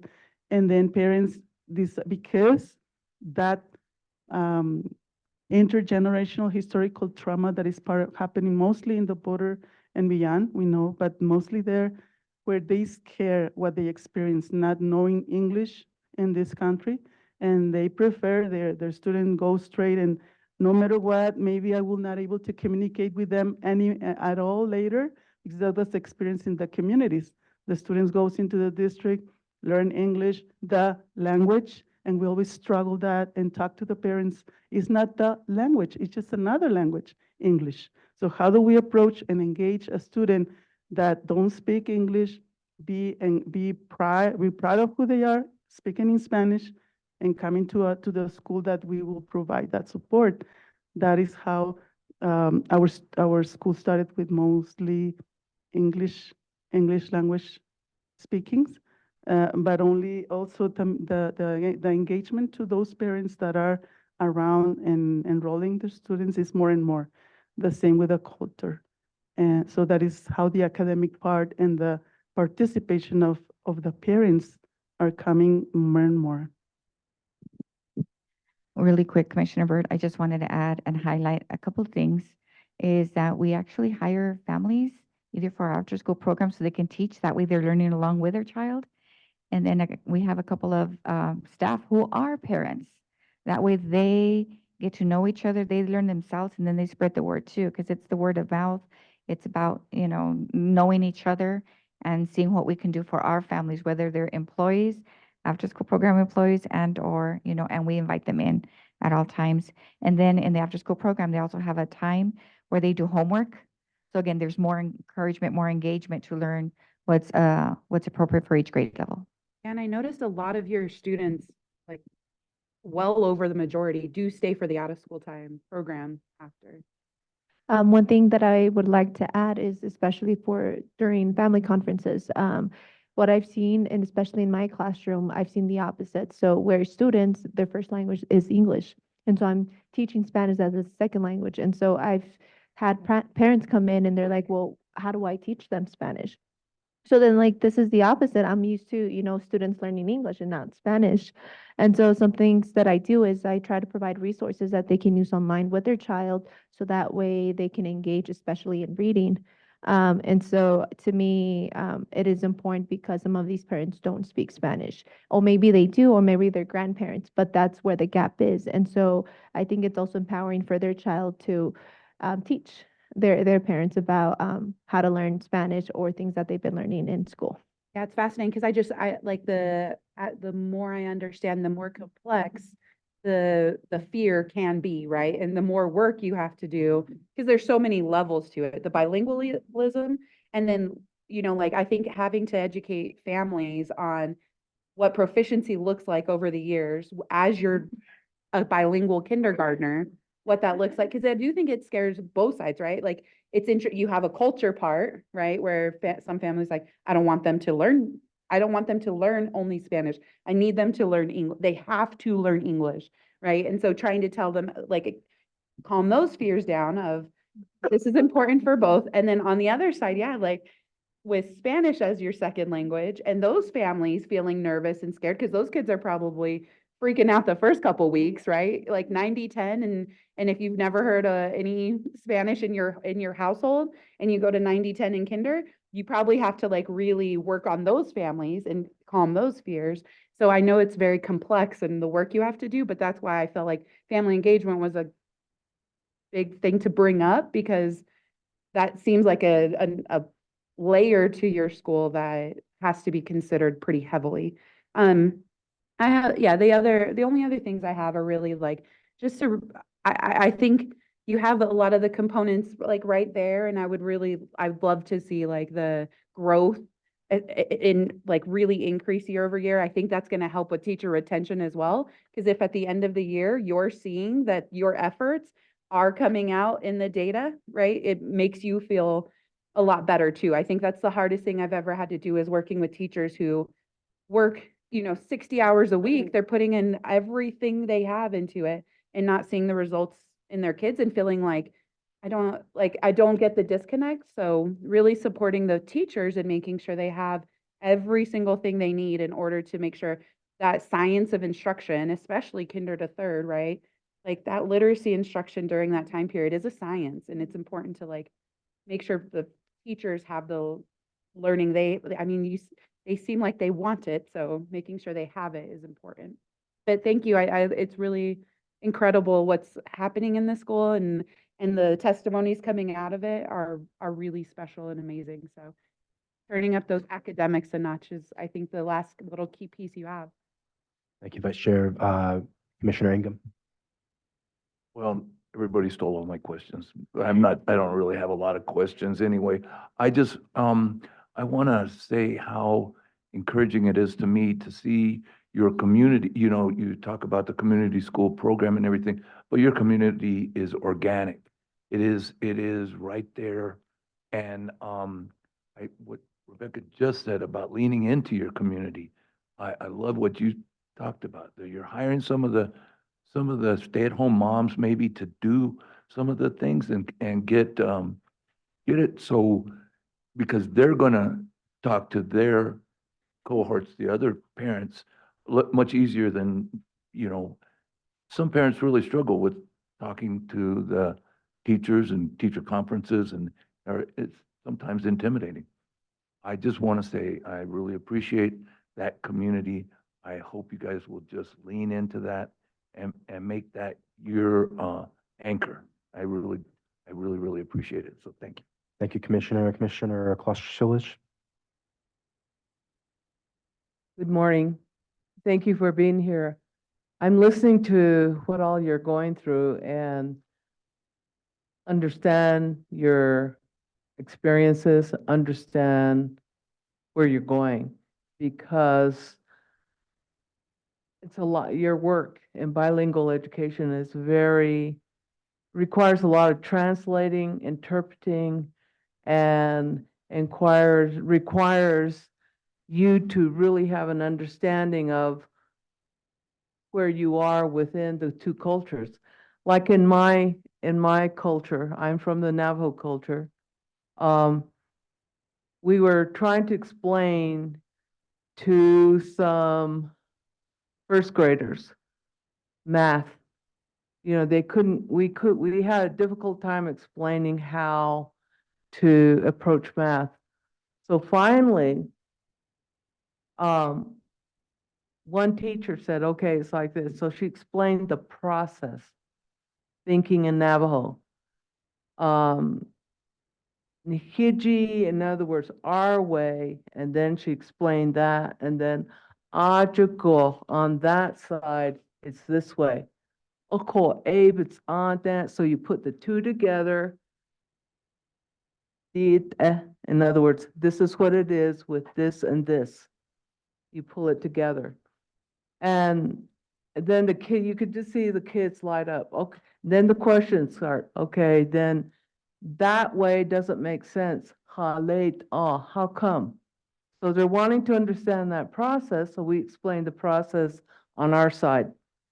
And the success of that, it's a lot of explanation, you know that. It's a lot of explanation, it's a lot of drawing lines this way, that way, the vocabulary, learning the vocabulary. There was, I'm just gonna take a few minutes to explain this, and I think you could relate to it. There was this woman who married a woman from New Jersey who married this Navajo man, and they had 3 children. 2 children entered school, and the father was always talking Navajo to them, so they were Navajo speakers. When they'd go back home, go back to the mother's home, New Jersey, the grandmother would get really upset because they kept talking Navajo and she didn't know what was going on. And the mother felt the same way too. So when they returned, the mother enrolled her children into the immersion program, Navajo immersion program. You're familiar with that, right? Okay. So the 2 older children went into the immersion program and learned Navajo. The one area that they learned and were really intrigued with was math. And so I listened to the math, I was listening to how the math was presented, all oral. Say 1 + 1. You explain the 1, in other words, you add this, then how many? And most of the students knew the numbers in Navajo, and they could answer. And then they go to explaining each problem. All the way up into, let's see, what that was first grade, they were learning, they got up to almost multiplications at that point, just explaining. It was a long process, but it worked. Well, the mother decided, all right, this is getting ridiculous, because they talk among themselves. The little one was learning from the two older ones. So they were constantly talking Navajo, and the mother felt very left out because she didn't know what was being said, what was going on. And so she decided she was going to teach. She taught English in the regular classroom. She decided she was going to teach English in the immersion program. So she joined, taught, and then when she was open, she would go into the immersion program and learn what was going on, learn the processes of it all. And so then they, every summer, went home to grandmother and grandpa, and they got frustrated because now it's a mother talk. All of them are talking Navajo. So finally, the grandmother came out for the summers instead of them going out there because she wanted to learn. So she went into the summer program and wanted to know how math was taught because she was a math teacher. And so they explained it to her, and she was very frustrated because she had to learn the numbers, how to say the numbers. She had to learn the process, the thinking process within the Navajo language. Then the kids said, when they got older and got into 4th, 5th grade, math was a breeze in English because they could just look and they were right there. They knew, they didn't even have, they just look at the formula, they knew the answer. And the mother was explaining to Congress the immersion program. And she was explaining the process I'm giving you actually went through.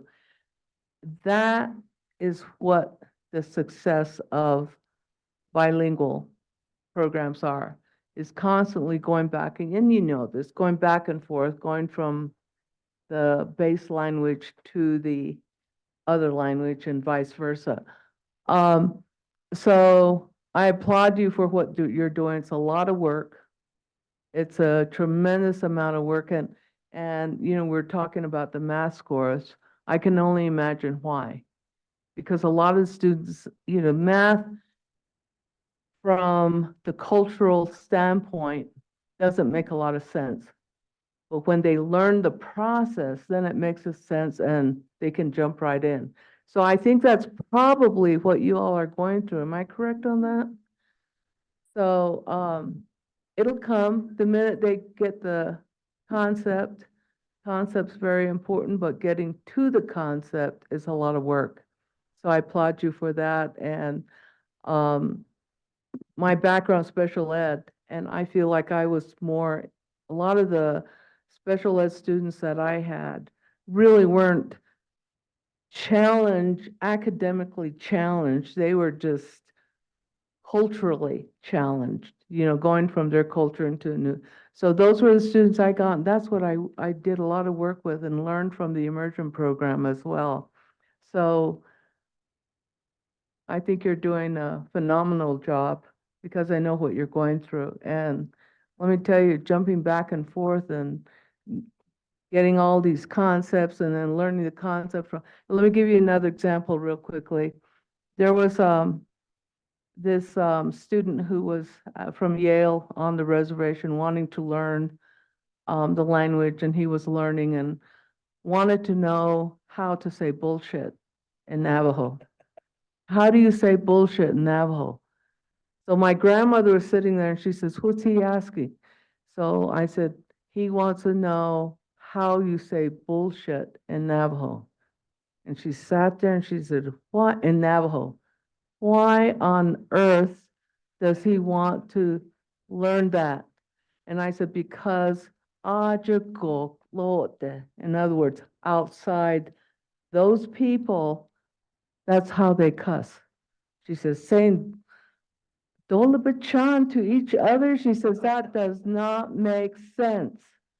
We were just laughing about that, but that's kind of what we're talking about. What makes sense in one culture doesn't necessarily make sense in another. And so we had to explain. So he said, well, if it doesn't make sense, then how do you all cuss? And it was like, oh my God, do we even want to go there? Because in my language, the way we cuss is not like bullshit.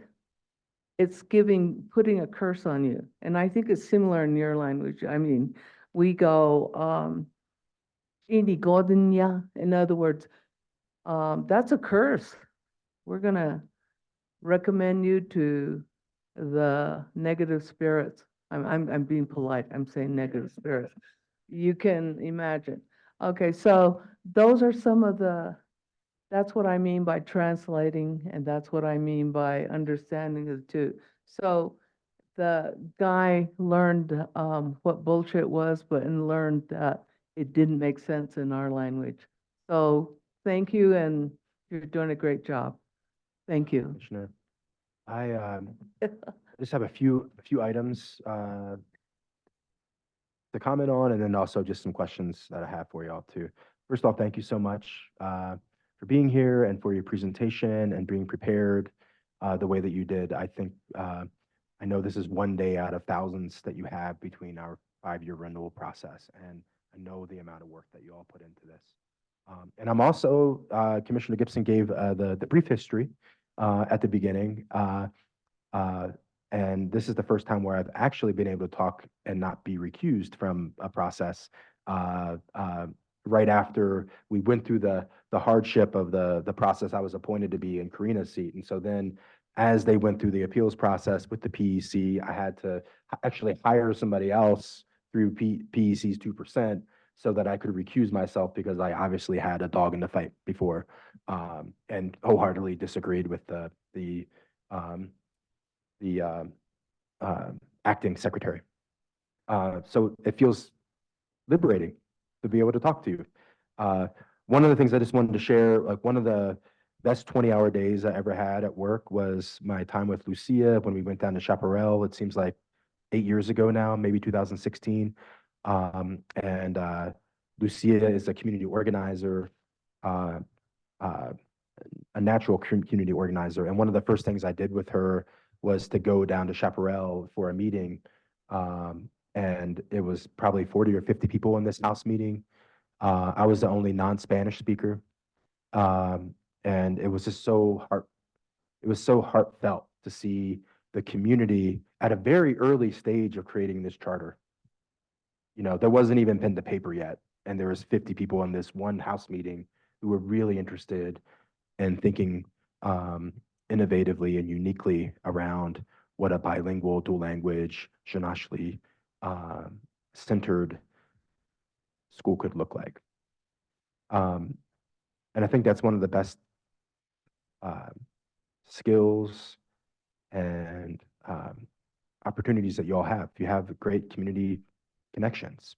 You have community connections with NMSU that provides deep partnership and many other organizations. And I think that's fabulous. So when I think about like next steps, I do think about, you know, centering on, yes, the street data, and yes, all the other things that you bring into your school. That is really like a different worldview, if I'm honest. Like it's a different worldview about what education can look like. And with that new worldview does not separate you from the need for students to know, I'm going to sound like Commissioner Creo, reading in both languages, maybe even in the third language as well, knowing math in multiple lenses and multiple worldviews, and being able to apply that. And so you're still on the hook for that. And I know that you feel that.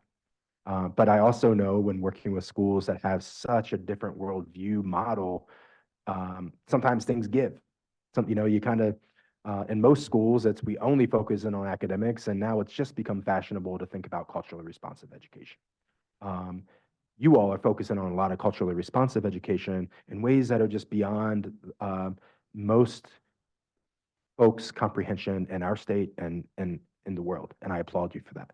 But you have that great opportunity to kind of really still commit to making sure that the education of your young people is centered on academic performance as well. And so I think that's your next phase, and finding that balance, um, and finding what is that center point that's going to lead to not one or the other, but a both and style school. And with the support of NACA inspired schools, both beside you and behind you, I think that there's really great opportunities for that. And so that's my challenge to you all, is to think about the next time we see you all. I think you can really do it. And because it's so connected to culturally relevance, and opportunity, and just igniting and nurturing both Spanish, but also the Xinachtli community component and the Nahuatl language and heritage that you're providing. When you figure out that right balance, like I just imagine the student leadership that you'll have. It's really, I see it in front of me. I think it's amazing that you have a graduate profile and a capstone for a kindergartner. Most of our high schools don't have that. Most of our high schools don't even think about those things. And like here we are hearing and seeing with our own eyes a capstone and a graduate profile on an elementary school level. So I think that's amazing. I think that's opportunity for you all to help lead in the elementary setting across our state as well, to show that this is something that matters, to prepare our students. The one question I have for you, because everyone else asked a lot of questions already. We talked about teacher turnover. I know there's been principal turnover. And I'd love to just hear, like, what you don't have to give me the history and all that stuff, but I thought somebody else was going to bring this up. You did. But I wanted to make sure that I just want to hear a little bit more about, like, how are we going to ensure that we're going to have more, I guess, what's the word? More sustainability and stability in that role as we move forward, because I think that matters a lot. And so I don't want us to be here 5 years from now and we've gone through 7 principals. I want us to be able to say, like, we have a principal here who's seen especially with the call to ensure that we have that balance of culturally responsive pedagogy, the Xinachtli community or programming, and the centering on academic performance. Although all those things are possible with leadership sustainability, I think, in a lot of ways. And so I just love to hear what your response is, and how you all are thinking about that. I think we might have a few answers for that question, Sure. but I appreciate the time. Thank you, Commissioner Chair Brower. To circle back and just address something that Commissioner Burt mentioned earlier as well, as we do have LEAP teachers at Raices. We do have Indigenous Education Corps members at Raices as well. So our intent is to grow our own, so that continues to provide that stability that not only the school and the community need, but the administration and the board and all of the operations folks are going to need as well. In coming out of this reauthorization process, we got a chance to sit down after the first day of the PCSNM conference, and we talked about digging in and providing support to our board members and wanting to make sure that they feel really supported by NISN. And so part of that is breaking down a little bit of my philosophy around boards and the purpose and the intent. And wanting to make sure that, as the authorizing entity, that you guys are putting your full faith and effort into evaluating the operations, evaluating the mission, and then handing off that legal authority to the board. So then from the board, most of which are not licensed educators or have not had that background, they're handing off that authority to the credentialed individual sitting here.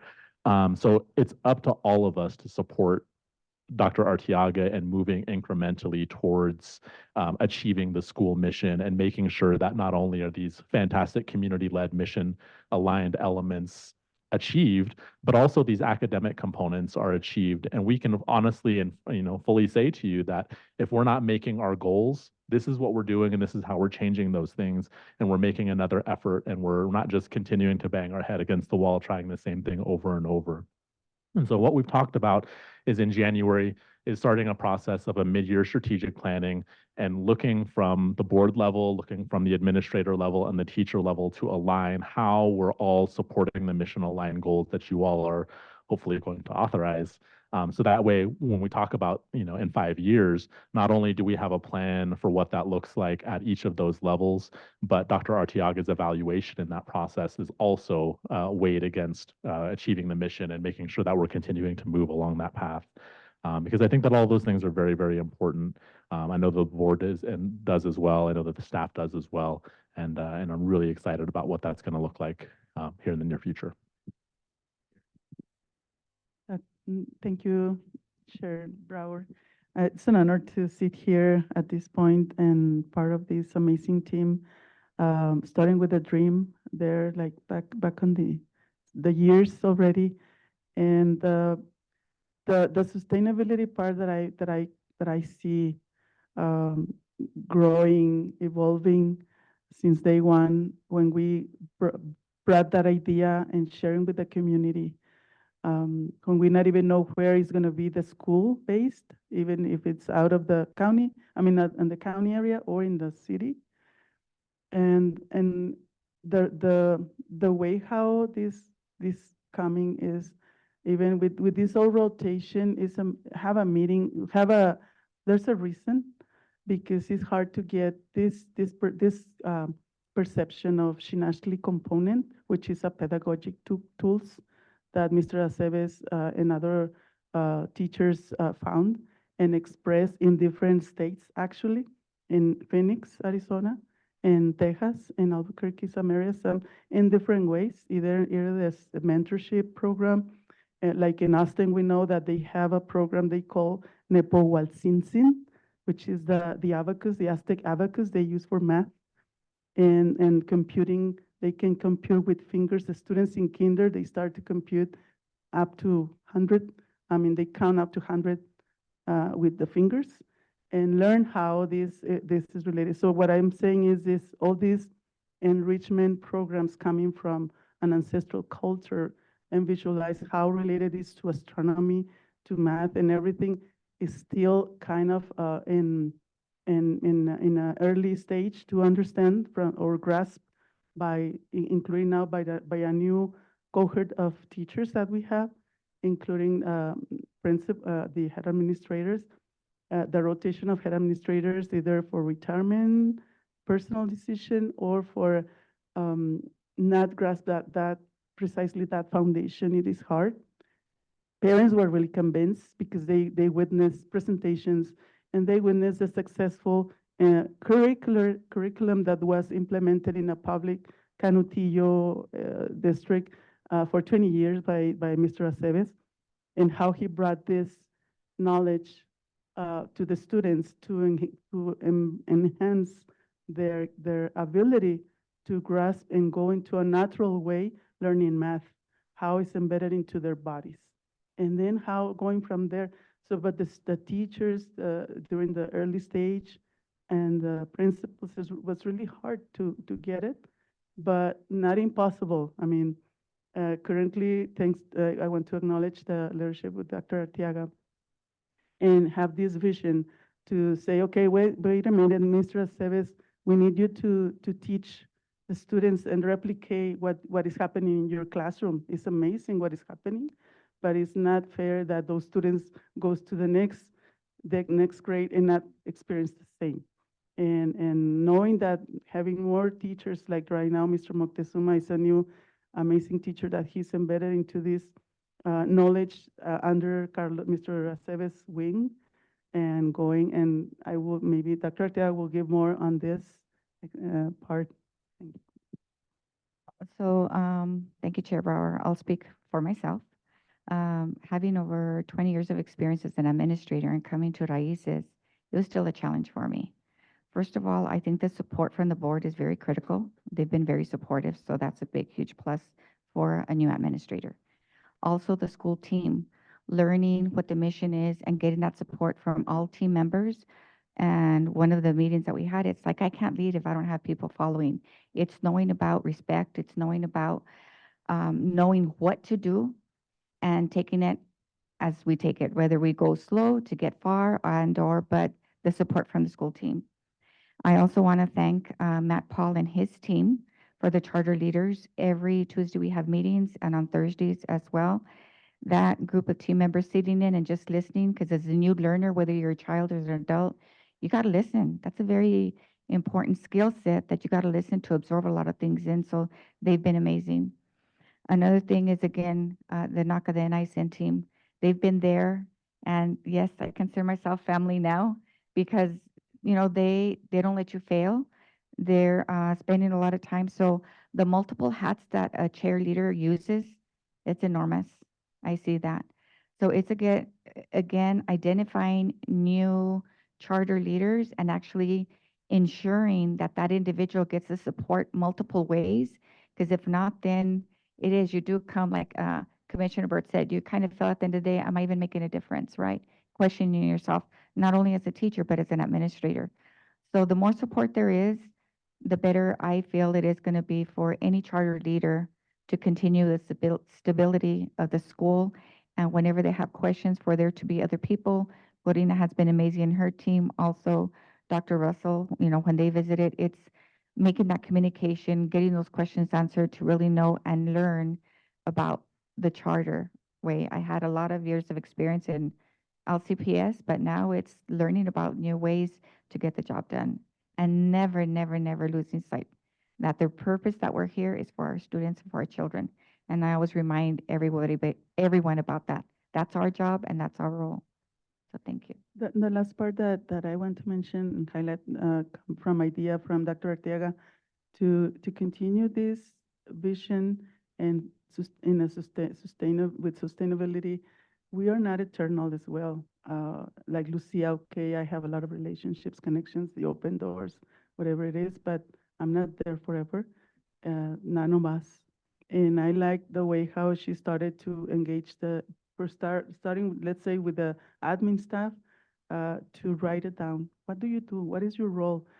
How it's gonna take from someone else who take your position, what is gonna happen, how it looks like. And that is really key, including for her or for the teachers that are there, we'll say the senior staff, to reproduce ourselves, in the same with the board members. So what is the mission of because the mission of the school is also a living document that can be changed based on the circumstances also that are changing from our families, and everybody have the input. Maybe the 90-10 model, I don't know. There's many things that sometimes at some point we change, but that's why we want to write it down, because then somebody else can take your baton. Great. Thank you so much. I appreciate your response. I put in my notes that you're all there for 5 more years when we see each other. Only kidding, Cindy. One last thing I wanted to share, and thank you for bearing with me, and then I'm going to pass over the mic to Commissioner Gibson. Another experience that I had with Lucia and her team prior to joining the charter school division was, and maybe you all have done this before, but I never did this because I spent most of my time in the northwest corner of the Navajo Nation, and then here in Albuquerque. We walked across the border from El Paso, like many students do. And we walked across to Juarez. We had lunch, and we walked back. And you felt that sense of like, do I have my papers? That was the first time I ever felt that feeling as a white man. Do I have my papers to get into the other side of this gate? And it was high intensity. And some of the people we had with us did not have their papers. And it was intense. And it built such a deep sense of empathy that I had, but I never had to put it right in my face. And I was very thankful for that day, Lucia, just like that day in Chaparral, where your school has been a circle of learners since that moment. Commissioner Gibson. Before I make the motion, I don't think you have, but could Could you explain to commissioners what Xinachtli means?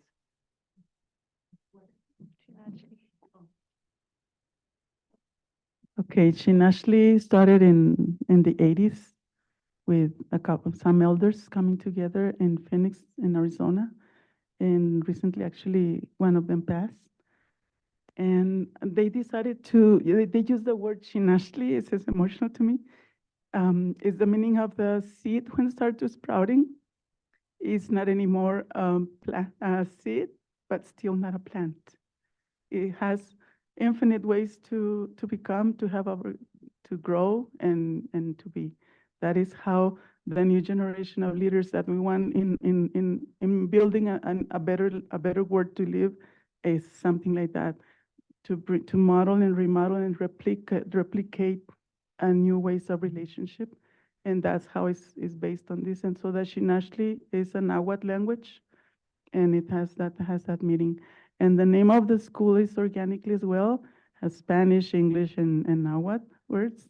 And the parents and the participants were, oh, I want to have a community school. Oh, I have. So since then, the community school was their name, and it's part of the name of the school. It's not that we are a community school in itself with the framework, but it's part of the name because of that. Thanks. I thought it was important for commissioners to understand that. Thank you so much for asking that question. Thanks. Because I didn't remember them because, the first time I heard it, it was, it was so moving. And it's like, I don't think I heard that today because I think people would have responded unless you're really the oafs I think you are, So, so thank you so much for that. I really appreciate that. So I move that the Public Education Commission approve the renewal application for Raices Del Saber Xinachtli Community School for a 5-year term, 2024 to 2029, without conditions. Second. We have a second on our motion. We're in discussion. Any discussion about this motion? Seeing no hands, Vice Chair, can we do a roll call vote, please? Commissioner Carrillo, Yes. Commissioner Manus, Yes. Commissioner Beck, Yes. Vice Chair Burt, yes. Commissioner Ingham, Absolutely, yes. Commissioner Gibson, Yes. Commissioner Taylor. He's not present at the time. Chair Brower Yes. and Commissioner Klosterchilich. Yes. All right, that passes 8-0 unanimously. Congratulations. Safe travels home, for sure. We're gonna take, if it's okay with our next school, we're gonna take a 10-minute break. Thank you so much for bearing with us in the galley back there. As one school moves out, you all can come up and grab some, Thank you. and maybe connect with Missy, once Missy takes a break to get any stuff set up on your multimedia.